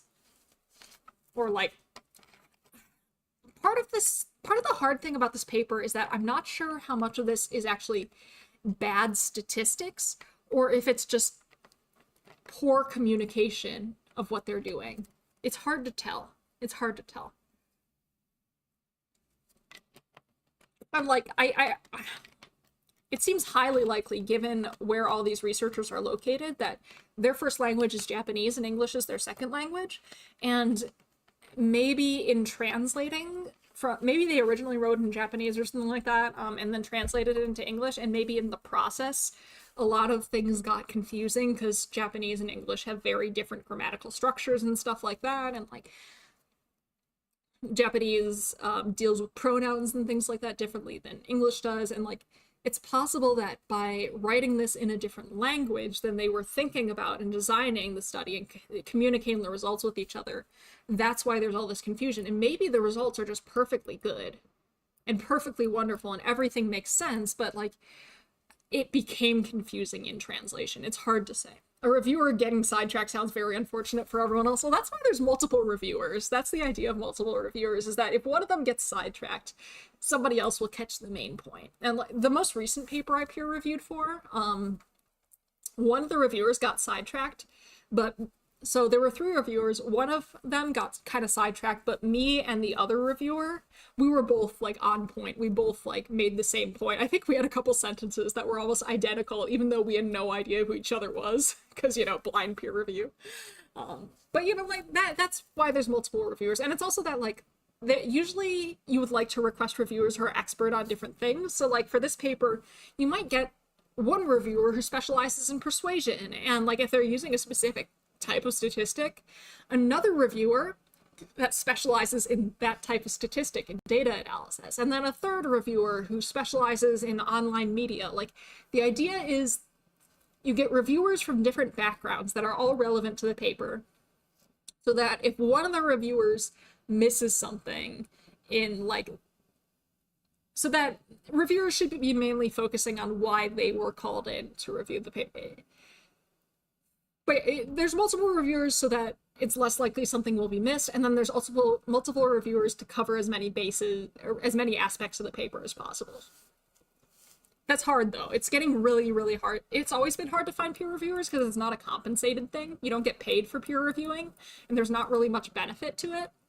And ever since COVID, apparently it's been very, very difficult. Like I've heard of journal editors asking more than 20 people before they get a single peer reviewer for a paper. Like it's rough. Okay.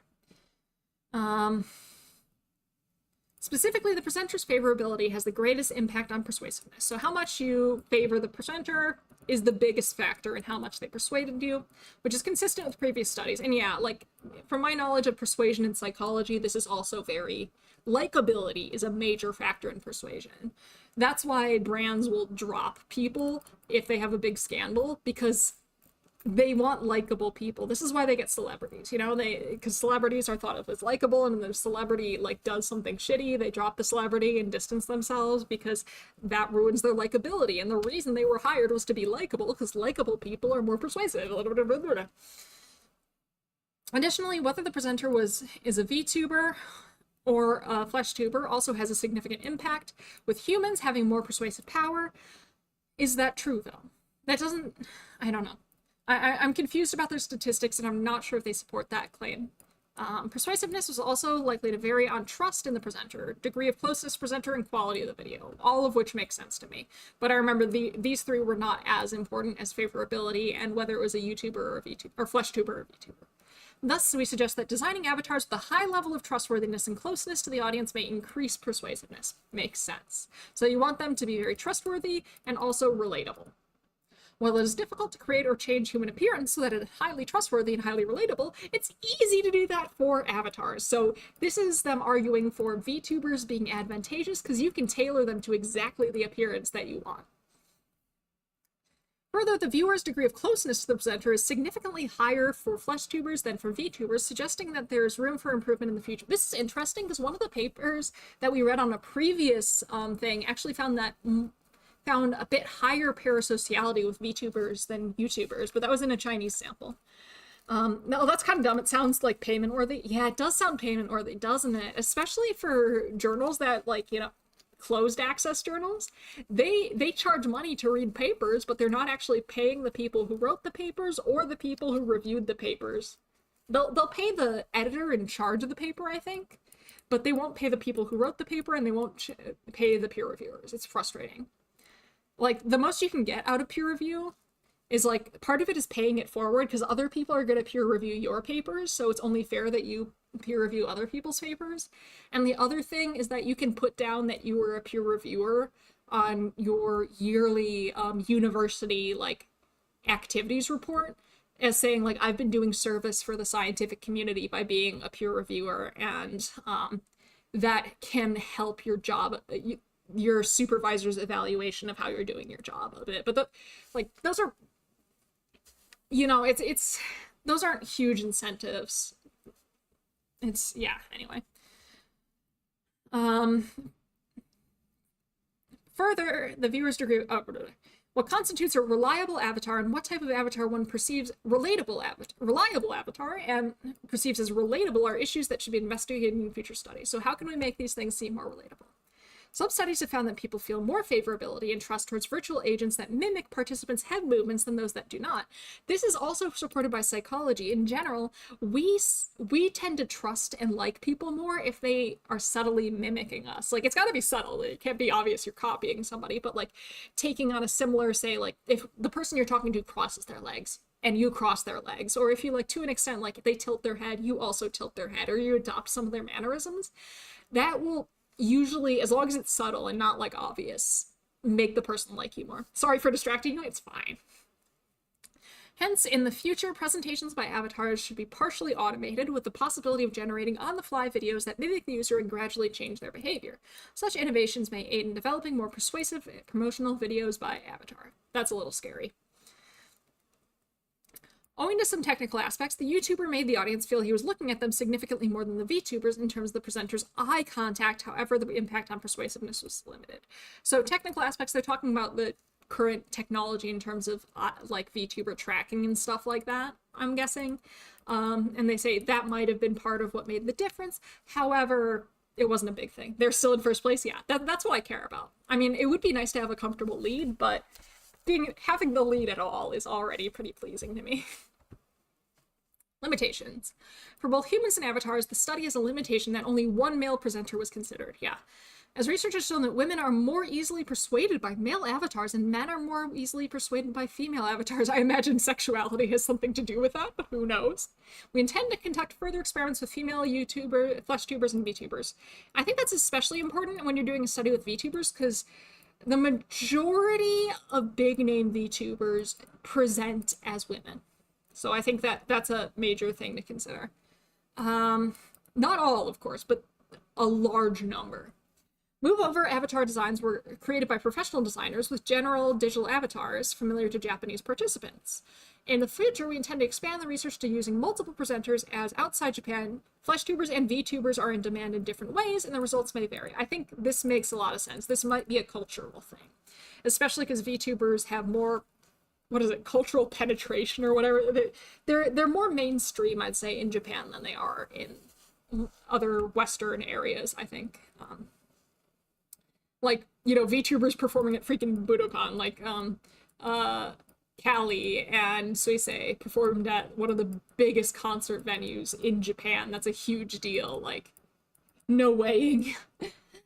Yeah, it feels like it's drawn entirely from gender being averaged to sexuality. Yeah, and honestly, I mean, like, frequency-wise, like, overall frequency, straight people, cis-het people are the majority of the population. So conflating gender and sexuality, or sex and sexuality, is not necessarily that big of a problem if you're averaging against a lot of things, but it might be. I think that you're losing information. Like, is this a true gender effect, or is this a matter of sexuality? We cannot tell. We cannot tell from that information they're presenting. And does that matter when you're just trying to appeal to the widest audience possible? Unclear. I will say that I don't know if this is actually true, but I do think that the LGBTQ plus community, the proportion of people who identify as LGBTQ plus in the anime community in the West does seem to be higher than in the general population. That's just my personal observation. I do not have data to support this. And you know, like, I don't know if that generalizes to the East as well. In that case, that might be more of a concern if that is, anyway, just, whatever.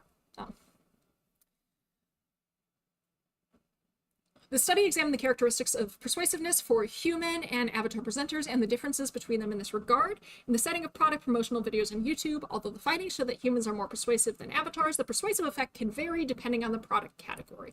Humans were more reliably persuasive for some types of products. VTubers were more reliably persuasive for other types. Further, it is possible that different avatar design techniques can increase persuasiveness. Yeah, I always assume that people who feel like outsiders cluster with outsiders. Yeah. There's also some evidence that I think people with autism are more likely to identify as LGBTQ as well. And, you know, anime and manga, that's potentially a special interest that people on the spectrum are more likely to get it. Like, there's a lot of interesting things going on there. Using a between subjects experimental design. It wasn't between subjects, it was mixed. With the assistance of professional character designers and video creators, we created videos with exactly the same audio, angle of view, and composition for a YouTuber with a so-called human appearance. I love this so-called human appearance. And a VTuber using an avatar with a character-like 3D CG model.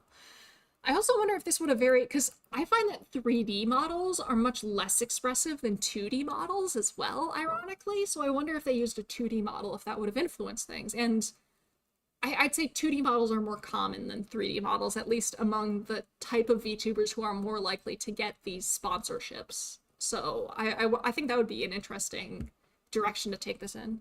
After viewing the videos, the participants were asked to complete a questionnaire about their impressions of the presenters and the videos related to persuasiveness, as well as overall impression measures such as favorability and trustworthiness.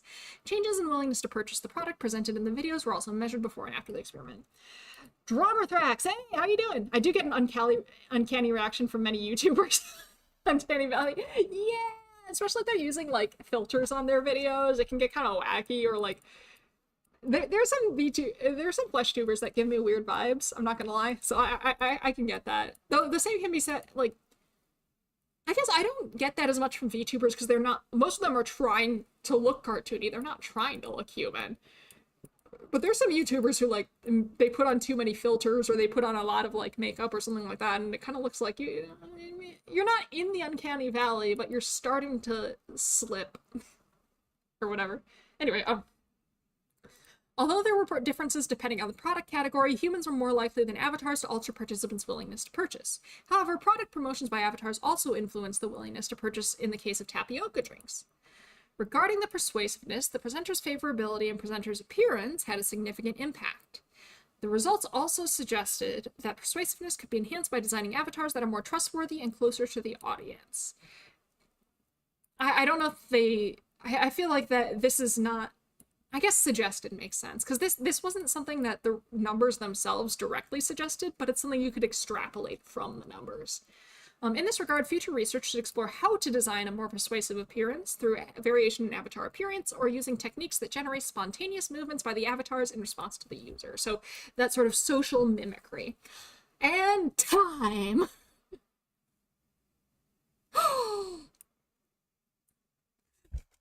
They say they're going to share the data.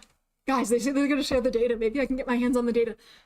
The raw data supporting the conclusions of this article will be made available by the authors without undue reservation. Compiled the data, wrote the first draft, performed the analyses.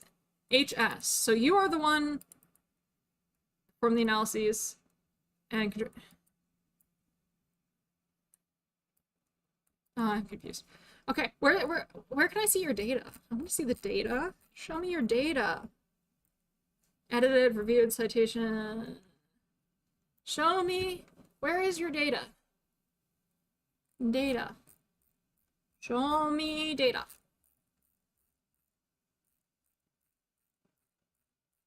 Do I have to contact them for the data? Is that what they...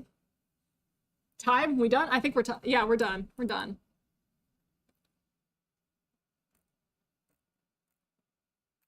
I like how they do this. 94% of researchers rate our articles as excellent or good. Most journals don't have this, and I can only assume it's because Frontiers doesn't have a great reputation. 36.35! That's not bad at all. I'll take that. That's a victory. Where's your data? Do I have to contact? How did I do? Yeah, Astrologipose is the one tracking. So 36.35 word. I think that places me in first place. Yeah, it looks like I'd have to contact the researchers if I want their data. Or maybe I can see if... I'll have to see. But either way, we're done. 3 hours! 3 freaking hours! That's a long time. Oh man, I'm tired. I'm gonna see if I can find the data for this. I kind of want to do my own analyses, see what I can find. I feel like I'll be able to understand it a bit better if I can do my own stuff on it. Oh man.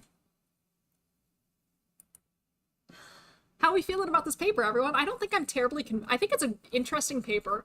I think the data from this paper is highly valuable for testing the hypotheses they lay out. I am largely confused by how they tried to communicate their results. I don't know if I liked how they were operationalizing persuasion, but yeah, peak was 38.9 words per minute, and the previous peak was from 5. Yeah, let's go! Not bad, B minus. Yeah, fair. I think the introduction was an A. The methods was an A to A plus. The results was a C. The discussion was maybe a C plus, B minus. I guess I average out to a B or so. Yeah, I mean, I think it's an interesting paper.